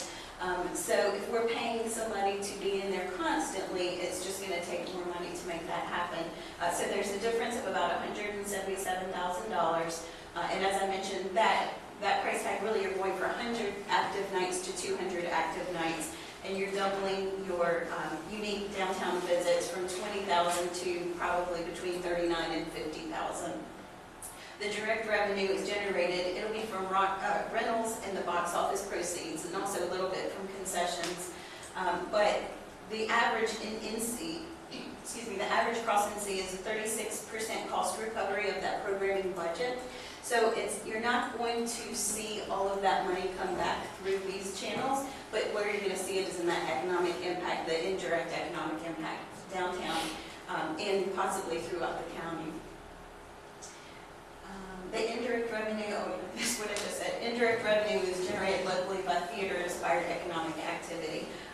We envision, maybe down the road, we can even invite other communities in, take the train in for a night at a theater or a day downtown, that kind of thing. So there's lots of room for growth.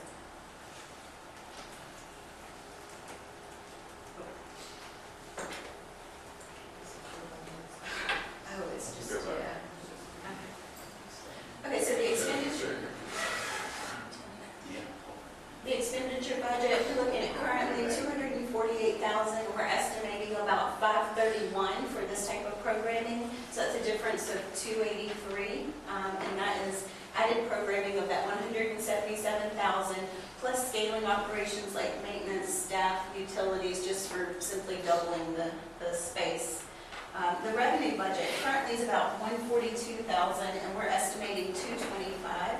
I think there's room for that to grow, but that difference is $83,000, and that's going to include like rentals, ticket sales, concessions, sponsors, advertising, but it does not include the indirect economic impacts we talked about.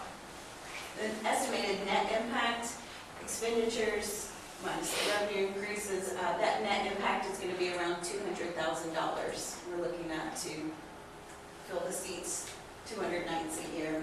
Oops. It's just important to know that, there's definitely impacts to accomplish that vision, and that's what you'll see in future budget years. Right. In those requests. Well, you've got the programming impact, but then you also have a facility that can generate some ancillary income that we've not really put into that programming budget. We don't know what that can do, but once this thing becomes successful and gets the public spotlight put on it, that's another stream of revenue that we haven't calculated. Okay, the building estimate and schedule, so those numbers, the kind of broken into two pieces. One is the Paramount Edition. So you can see that the design costs are going to be around $600, just under 4.5 for the building construction, and then you've got government additions and fee of the contractor and contingency. So you're at right at 6.7 there, and then we talked earlier about the things that we would be doing in the existing Paramount, seats, lighting, and lobby improvements to match. So that's about right at 3. So total is about 6.9 million impacts there. And then for schedule-wise, if council decided to move forward, we would prepare design services, and that would take about 10 months. And of course, we've got permit review, bidding, contract execution, mobilization, and construction about 12 months, give or take. And so we'd be looking at, probably first quarter of 25, if we're lucky, late 24. How would that tie into the infrastructure schedule for that? I think we've got some coordination to do. So there's things we're talking about. We would just have to coordinate it. That has to be done in phases. And Todd's done this kind of stuff before in Greensboro, so. Yeah, but of the money we got in the state budget, we are obligated to contract that by December 31st, 2024, and have that completely spent by December 31st, 2026. And that project's going to certainly be in phases, because you're not tearing up all the downtown in one phase. So it's going to be a block by block project. I think the coordination issue would be, getting this area done at the same time. So even if even if you had different impacts, I may be on Moorhead Street, but I've got this project completely finished and all done around the same timeline. I think that's very feasible. Because again, you're looking at that state budget money being completely spent by end of 2026 at the longest. And Nolan, the 1.6 million for general conditions, need contingency. Walk us through that, the contingency I get. What's in the $1,092,500? What's in the, oh, yeah, you can talk to that. Yeah, the general conditions is usually the cost that a general contractor incurs in building the building. The building construction fee of $4,445,000, that's kind of direct cost of the actual building portion, construction portion. General conditions is cost that a contractor incurs in the construction, and that's, called general conditions, and usually they've got a fee as well for the time that they spend on the project. And generally that's around 25%, sometimes it could be a little bit higher, just depending on the contractor.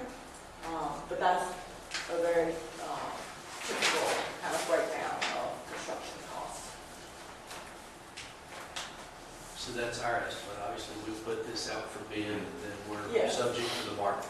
Yes, yes.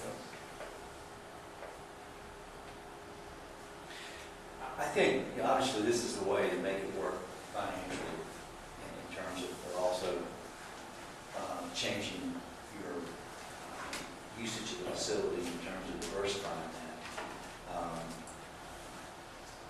And it's just getting way ahead of the game, but certainly I think that needs to be,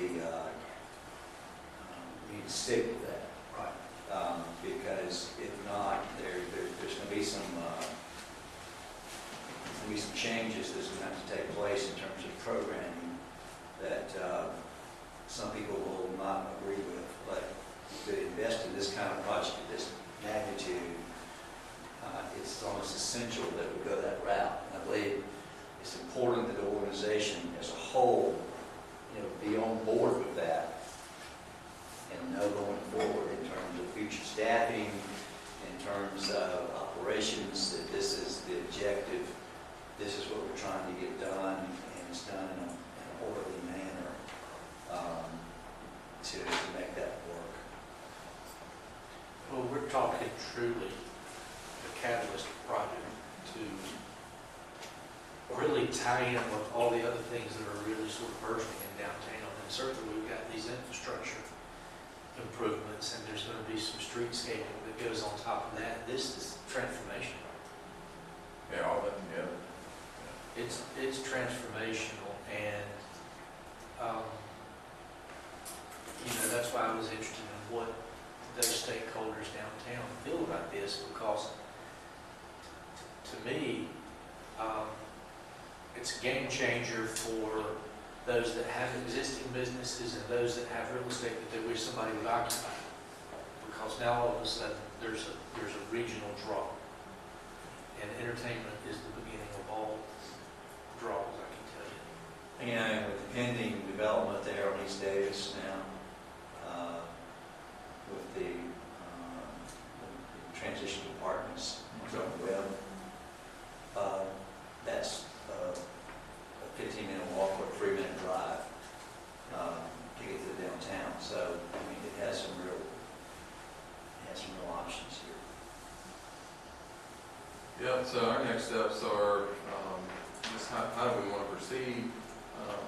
We want to make sure we've got consensus on that we're hitting the sweet spot on the programming vision, like as was envisioned. And then if council wants to move forward, really the next step is budget amendment so that allocate funds for design services. We could add that, and we got that ready to go if you want to get moving on that tomorrow night. But it's really up to how our council wants to proceed. I'd like to move forward. Absolutely. So you meet the design, that's right. Put it on the agenda. Agreed, and the consensus, as far as everybody, how does everybody feel about the programming vision? I think you're spot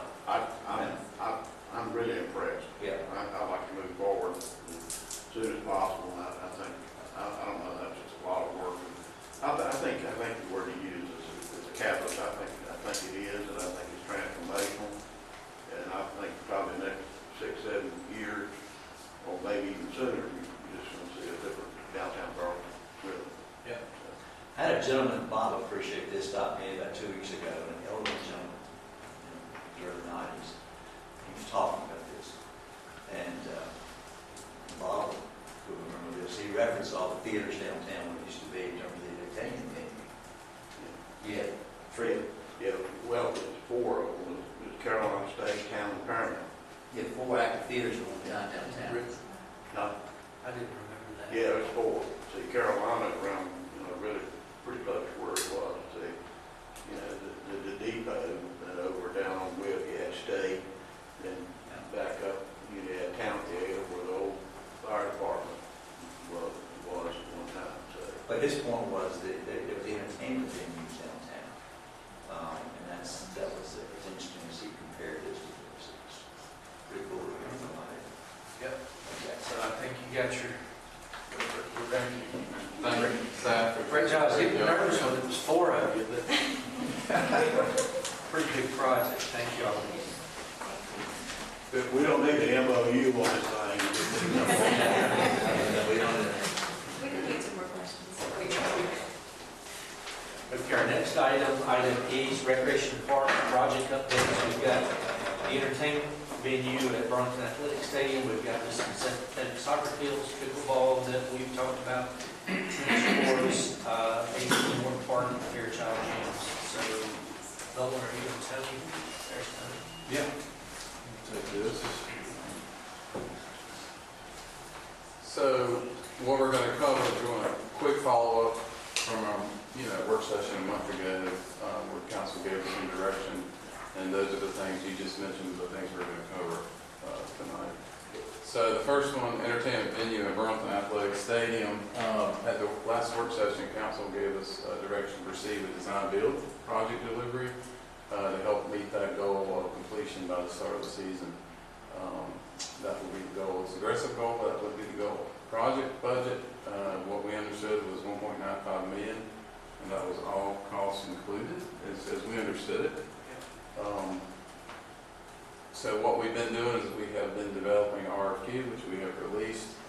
And so we worked with sock puppet staff, we did site visits to Durham, Mount Wayne, Greensboro, really try to make sure we understood what we were, in addition to what council had given us, get our heads wrapped around what we were looking for and how to scope that. And so the main project goals, are to enhance the social experience for patrons, increase opportunities for events and rentals even outside the season, and create comparable entertainment offerings as other regional venues. And of course, as we want to integrate this with existing facilities, but we also want to make sure we think about future expansion and design in that way. This is the general area that we're kind of giving as a palette for these design build firms to come up with concepts. Because we're not constricting them. We want them to have some creativity, but this is the general area that we're giving them. Key elements are social and group areas. Some of those areas, of course, could be rented. And of course, the bar area was a big part of that. And we've seen in other places, shade was important.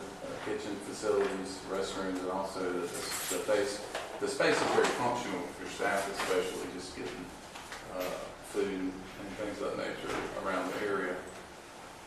Project schedule, we issued the RFQ on September 6th. Tomorrow night on your agenda, consent agenda, there's a design build compliance document. It's pretty standard things you have to do statutorily.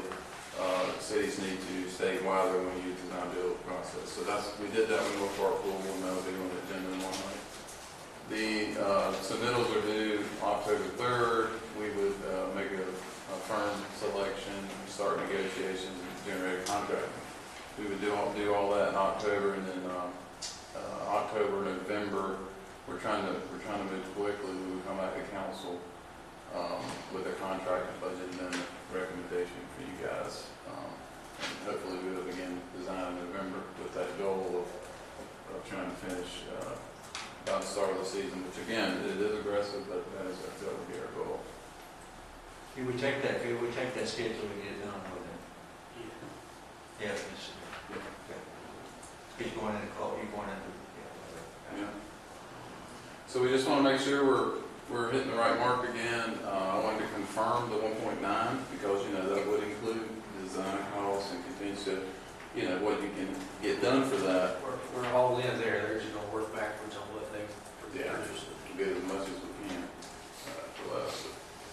And tomorrow night, again, design bill compliance documents on the agenda, and we'll come back at a later date, October, November, with contract for council to consider.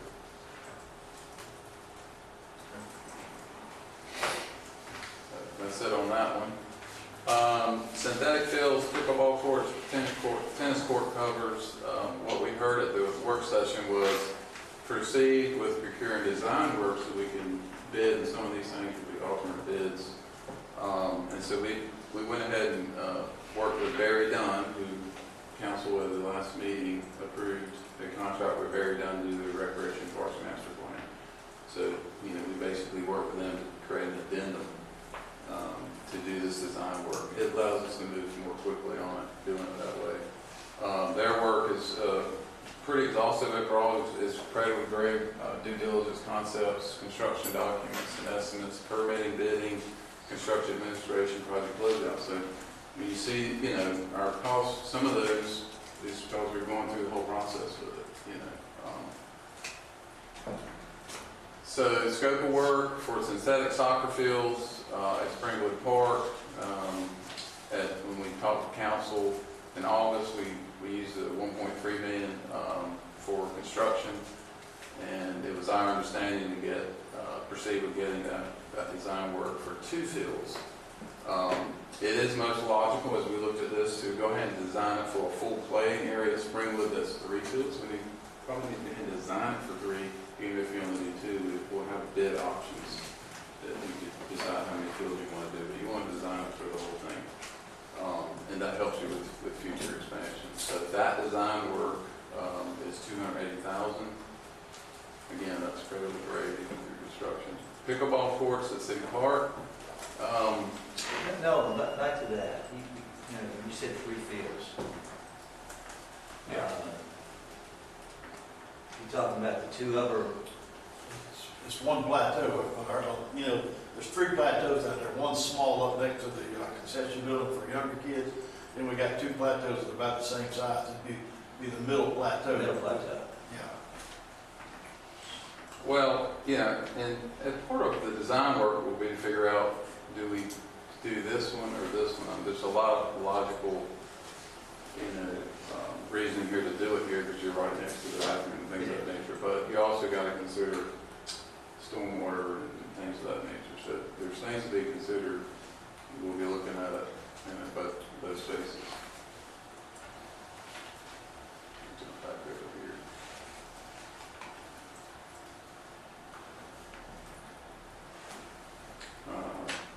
Anything else on that? Okay.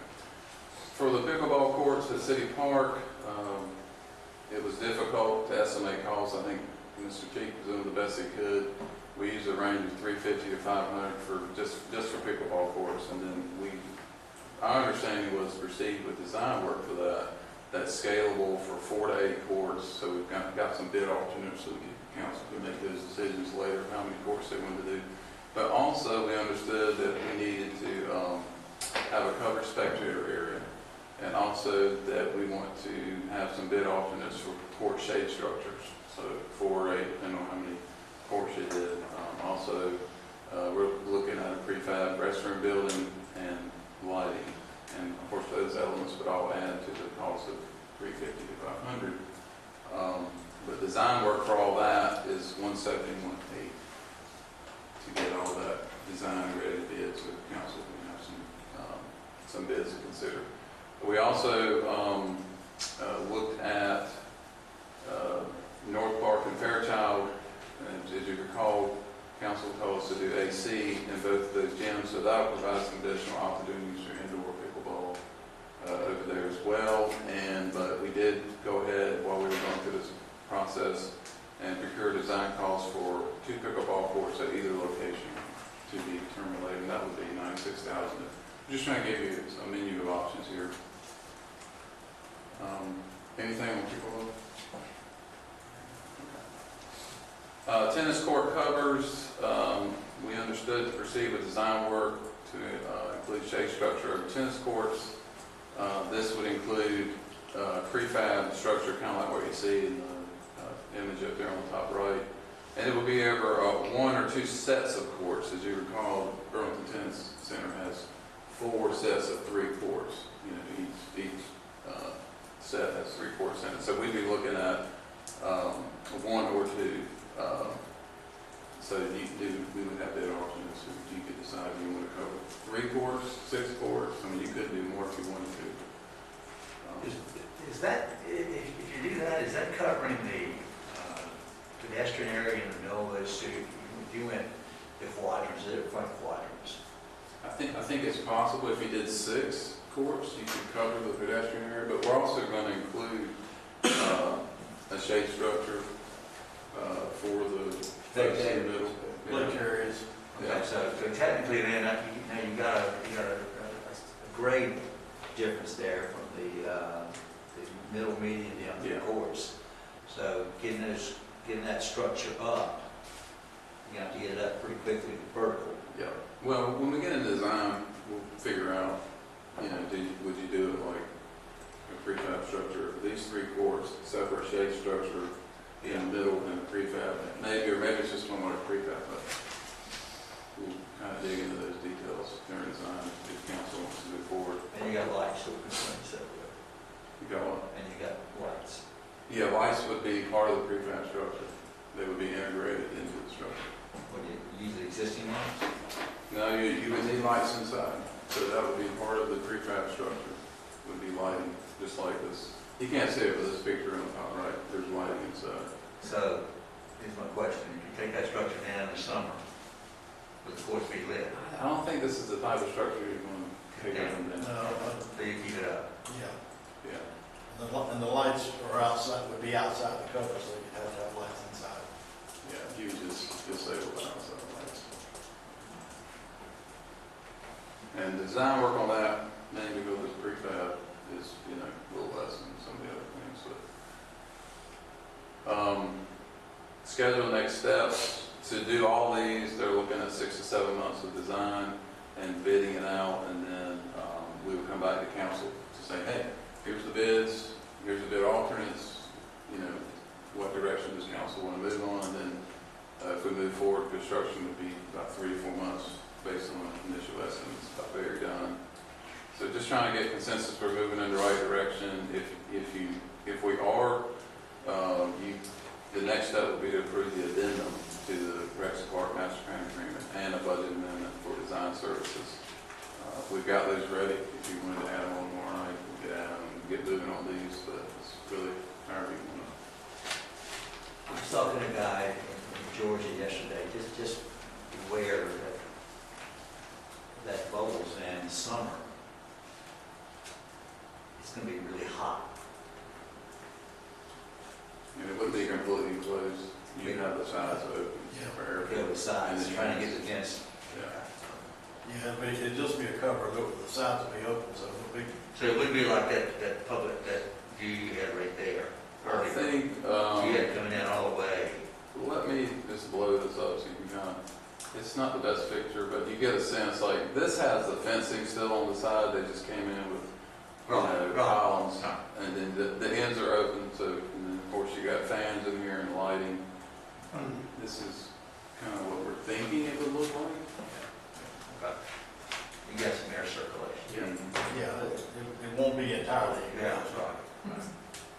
Not like it, you know, some of the other indoor porches and stuff like that. Yeah. So the design total that you had up there, Here, yeah. 638. And walk through the breakdown of that again. Yeah. Let's see here. All right, so for the synthetic fields, it's 280, that's a large piece of it.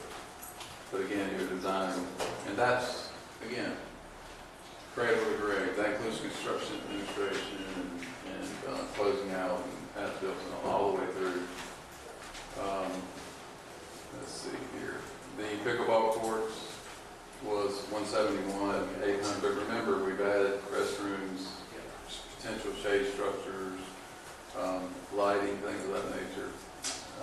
you wanted to do the other ones, that's 96 for the North Park for Fairchild. And then the tennis court covers 32. So that's the breakdown, and then you've got some contingency built in there. Because something's going to come up in design, we're going to get something adjusted, that typically happens. The grade situation shouldn't be all that difficult for the soccer field, should it, Tony? No, they're already graded, but the drain, you have to put drainage and everything in underneath the artificial turf, so. But the grade's pretty good now.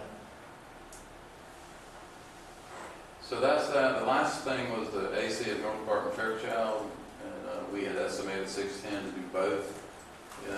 My understanding was to move forward with pricing that and come back with a budget amendment, and we plan to do that in October. We're getting to the final pricing on all that now, and so our goal on that would be to complete that as soon as possible before next summer.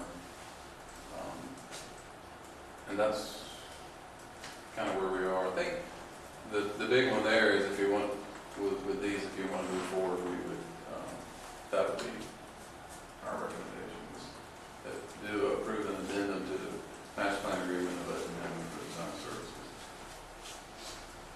And we can go back and massage it, whatever. We did negotiate this and get, pull them down some on the numbers. And you've got one company doing all this design. Yeah, you'll see in your packets, they've already identified themselves. That's where a lot of their numbers came from. We've worked with some of those in the past, Stewart. Very they'll be doing it, but they'll have other firms doing some of the particulars. Like Stewart's going to be doing the soccer, work on the soccer fields. You might not know, I know her on those Stewart's. So will they all just sort of, will they attack all these kind of at one time? Yes. And so what you're saying is if we're good to move forward, you're going to put that on the addendum tomorrow, on the Budget amendment tomorrow? And the addendum to the contract. okay, for the master plan. Correct. So that'll be surprise when Craig gets back, right? That'll be Surprise when Craig gets back. Yeah. So I'm fine with that if you guys are. The only thing I would ask is that we break it out instead of just having one lump sum. Yeah, that's right. Yeah, so the addendum breaks it out as soccer fields, pickleball courts, and tennis courts, and then, I can't remember exactly when we did the budget amendment. Yes, it's the same. We have professional services for each one as one line. All right, Bob, you're right there. Good. Okay, anything else on that? No, sir. Front, no, something? One thing I wanted to mention on the venue deck at the entertainment deck at the stadium, every one of the places we went, Durham, Greensboro, and High Point, they're using their party areas year-round. It's not just the baseball season, and they're all told us they're very popular for people to use them. So, Well, one of the things that excited me about that project was the fact that Ryan and Anderson are willing to help program that. It fits right in with our youth solutions. They're talking about doing some things when they're not in season with the community out there, and plus whatever else we can use it for. But that's kind of what I envisioned it would be, because that's good to know. yes.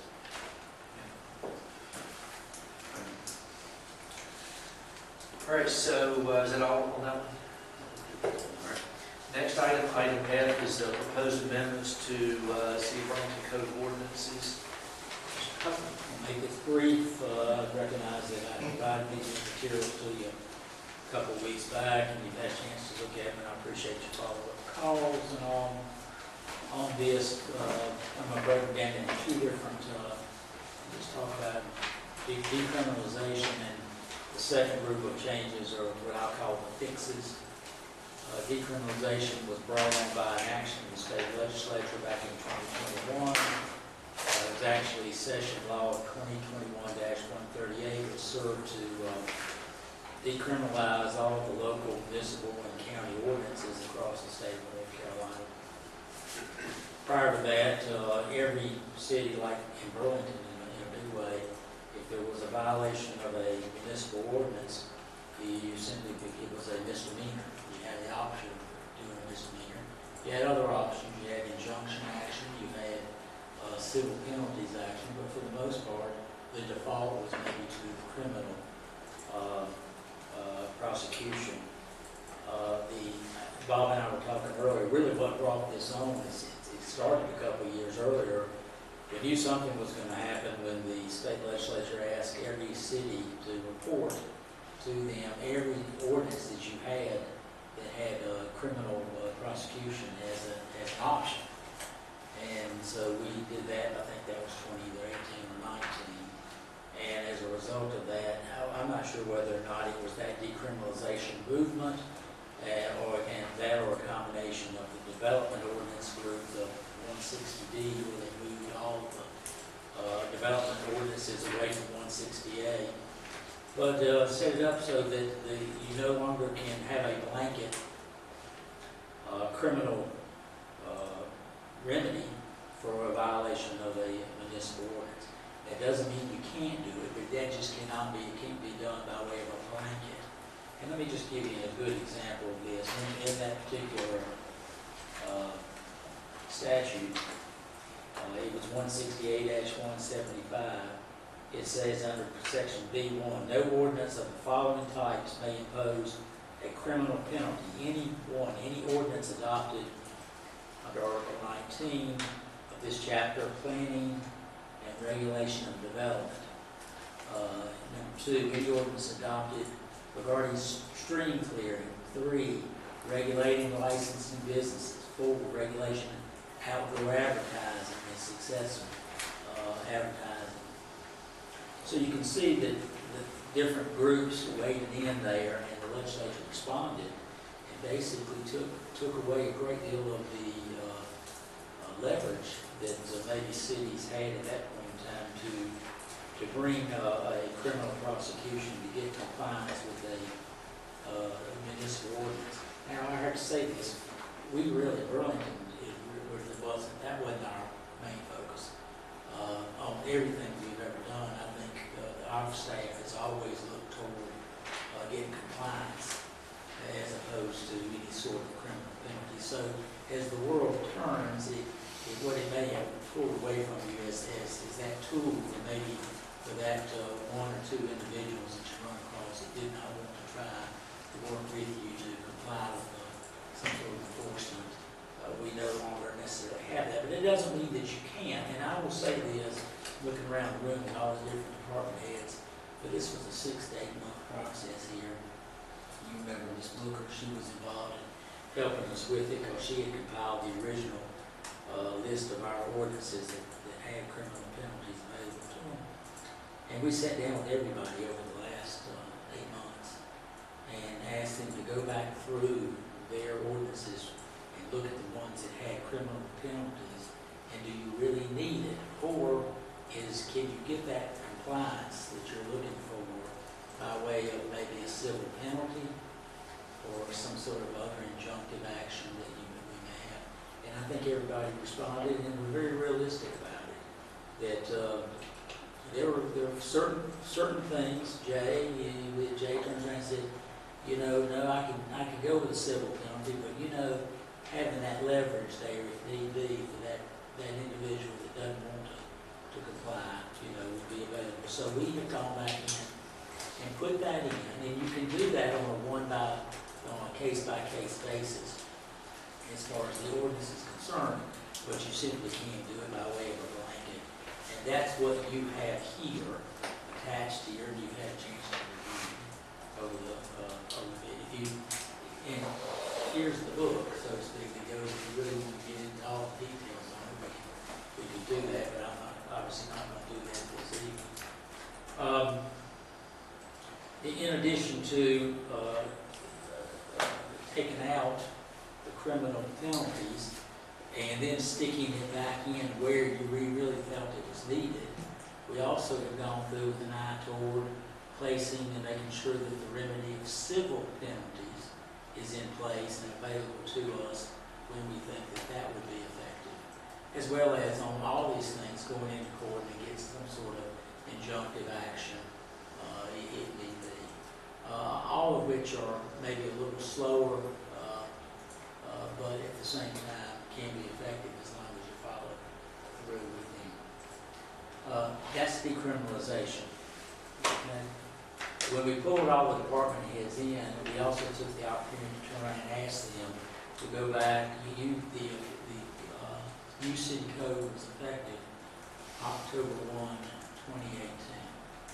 And unlike with the UDO, we're on a quarterly basis, they're coming back in. And when I said where the rubber meets the road, you make those adjustments. Here was the opportunity to do that. And we went through and asked every department head to do just in fact that. And everybody was pretty good and responsive. And a lot of the changes that you see that are attached to these, what I call the fixes, really had to do with where the state statute had really kind of maybe occupies the field. And as Brian says, you know, we really don't need a city ordinance to prosecute that behavior. We would rather use the state statute to get there, okay? And so we have some of that here. We also have a couple of other items that Bob Patterson put something in here that's fairly significant, but it's all basically been a policy of your department regarding what do you call them, fogs, fat oils, Fat oil and grease. And so now that's being asked to be made an ordinance. That's part of it. There are others that are there, but I just want to draw your attention to maybe two. There's an issue regarding animal control where we wanted there's been some lack of clarity involved there, and we want to make sure you know all the call having gone through, and you increase the number of animals that an owner could have from 2 to 3. This was some time back, but at the same time, this Aries Jess asked that I would consider making a couple of tweaks to that to make sure that it's understood that that's 3 dogs per household as opposed to every adult in a household. And it doesn't take you long to reason through that, but all of a sudden, if you think about it that way, you've got a city full of kennels. And so that's in there as one of the, I also want to draw your attention to another one that we put in there. It's got a caption, camping on city property, and Morgan's, I think, stepped out, I guess, but she mentioned to you within the last month that was going to be one of the things that she was looking into as far as trying to address some of the issues in the downtown area. So there's a provision there that's being presented to you for your consideration. There are quite a number of cities throughout the state of North Carolina that do in fact have either something similar to this or trying to address some of the camping issues on city property, be it rights of way or in parks or even on streets and sidewalks throughout the city. And that's what that is there for. Also, and I'll close with this, chapter 34, streets and sidewalks. We are working on and presented to you an alternative to give maybe a little more teeth to some of the safety issues that we have with people going darting out into the street. So many council members have said, gee, you know, the panhandlers, I got that, and of course they do have First Amendment rights there. So we're trying to strike a balance, and we do that with our panhandling ordinance, but at the same time we are trying to address some of the safety issues that we have around the city at different points in time, and so we've got a whole section there that the goal is to try to give law enforcement maybe a 2-2 mil before we work with it. Do note that that is on city streets and not on state highways or streets, which of course, if you we've always had, North Carolina General Statute 20-175 to address state highways that are within the corporate limits of your town. I don't, one thing that has part of the legislation from the state is that you of course, we're kind of spoiled in the sense that we have a charter amendment that says that you can act on something the first night that it's presented to you. Okay, some cities you have to have a first reading and then a second reading 2 weeks later or whatever it is. You have that charter amendment that always prevents that, except on this. And they specifically said if you're going to have a criminal remedy to a city ordinance, you have to introduce it at one meeting, and at the second meeting, you can vote on it. So these are on your agenda for tomorrow evening. I don't intend to go into any great deal of detail unless you would like me to go into. But as a practical matter, it'll come back on for a vote 2 weeks, basically October 4th. And I'd ask that you consider it for adoption. Any questions on any of that? I'll be over. Good. So we'll have nothing tomorrow. It's going to be on your agenda. If you want me to say a thing or two, I can do that. Otherwise, just acknowledge that you've gotten it and reviewed it, and it'll be put over for consideration. Okay. All right, thank you, David, for that information. Our last item is city manager's report. We still have Craig with us? I'm here. So, again, I appreciate y'all letting me do this by Zoom, and I do apologize for not being there for my first workshop or my first city council meeting tomorrow night, but I appreciate staff setting this up for me. First, I do want to thank our entire staff for the work that was done on the Paramount. You just will not believe the number of meetings and the hours that have been spent all across our staff, from Morgan to economic development to Nolan, you name it, we have spent. Tony, everybody has really put a lot of time and effort to this to get it to this point, and I really do want to thank them for the work that they've done. The other thing I do want to mention is one of the things we talked about at our last city council meeting was buffer areas at City Park. I appreciate the work that Tony and Bob have done to try to get those cleaned up and making sure that we stay within the buffer rules. But again, we do a good job cleaning it up like we're supposed to. We still got some work to be done, and hopefully we're going to have some before and after pictures at our next workshop. I did want to mention the carousel. There's light at the end of the tunnel. Nolan or Tony, I'm going to let you say as much as we need to say about the carousel. Yeah, we sent an update through email, and basically we're shooting for November to wrap everything up. The carousel itself is scheduled to go in October to be installed. So we're, finally some of these parts and supplies that we've been waiting on for a long time are starting to come in. So it is looking like there's finally some light in the tunnel about it. The parking out front of the park, that godforsaken fence up there come down. Yeah, I mean, really, the paving and the striping is one of the last things you do, because you don't want all the trucks to mess up the pavement you just put out. So it'll probably be closer to November. Why don't we put up a sign that says, I'm telling you, that is just ugly. it is? Let's put up a sign. Central building said mid-October, the end of October to do the paving. But why do we have to have that fence out there? I mean, it looks like a... I mean, you got materials that are hard to get. The last time they just want somebody walking away with it. You don't want people in construction zone for safety reasons. They can't get their insurance without, they can't get insured without.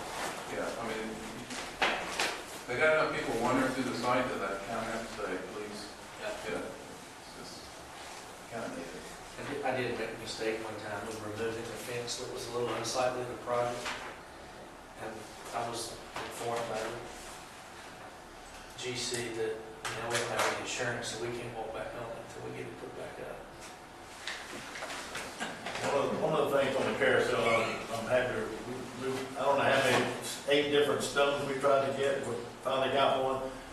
The contractor, whoever was doing that work, they're working on Saturday. First time I've seen anybody work on Saturday there, getting that stonework done, so that'll be finished pretty quick. Last big thing is the doors coming in, hopefully they'll be here end of this month. Okay. Okay. Just a couple of things. Wanted to mention that we begin our HR interviews at the end of this week. So that process is moving forward.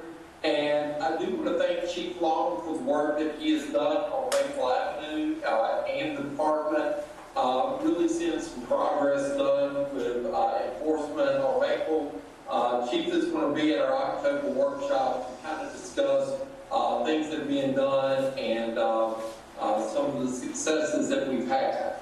And also, with respect to next month, the mayor asked at our last meeting that we go over our economic development plan and how we're planning to use the funds. So we'll have that available for the board at our next workshop. And that's all I have at this time. Okay.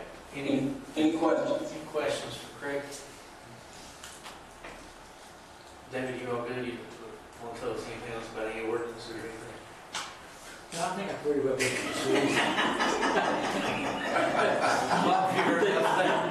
They got confused, sleep. I put myself to sleep, putting it together. Well, we had a lot on the agenda tonight, and I know there's a lot of staff time that went into these items, and Craig said it, but special thanks on our behalf to half the staff from us, the council. That's pretty thorough.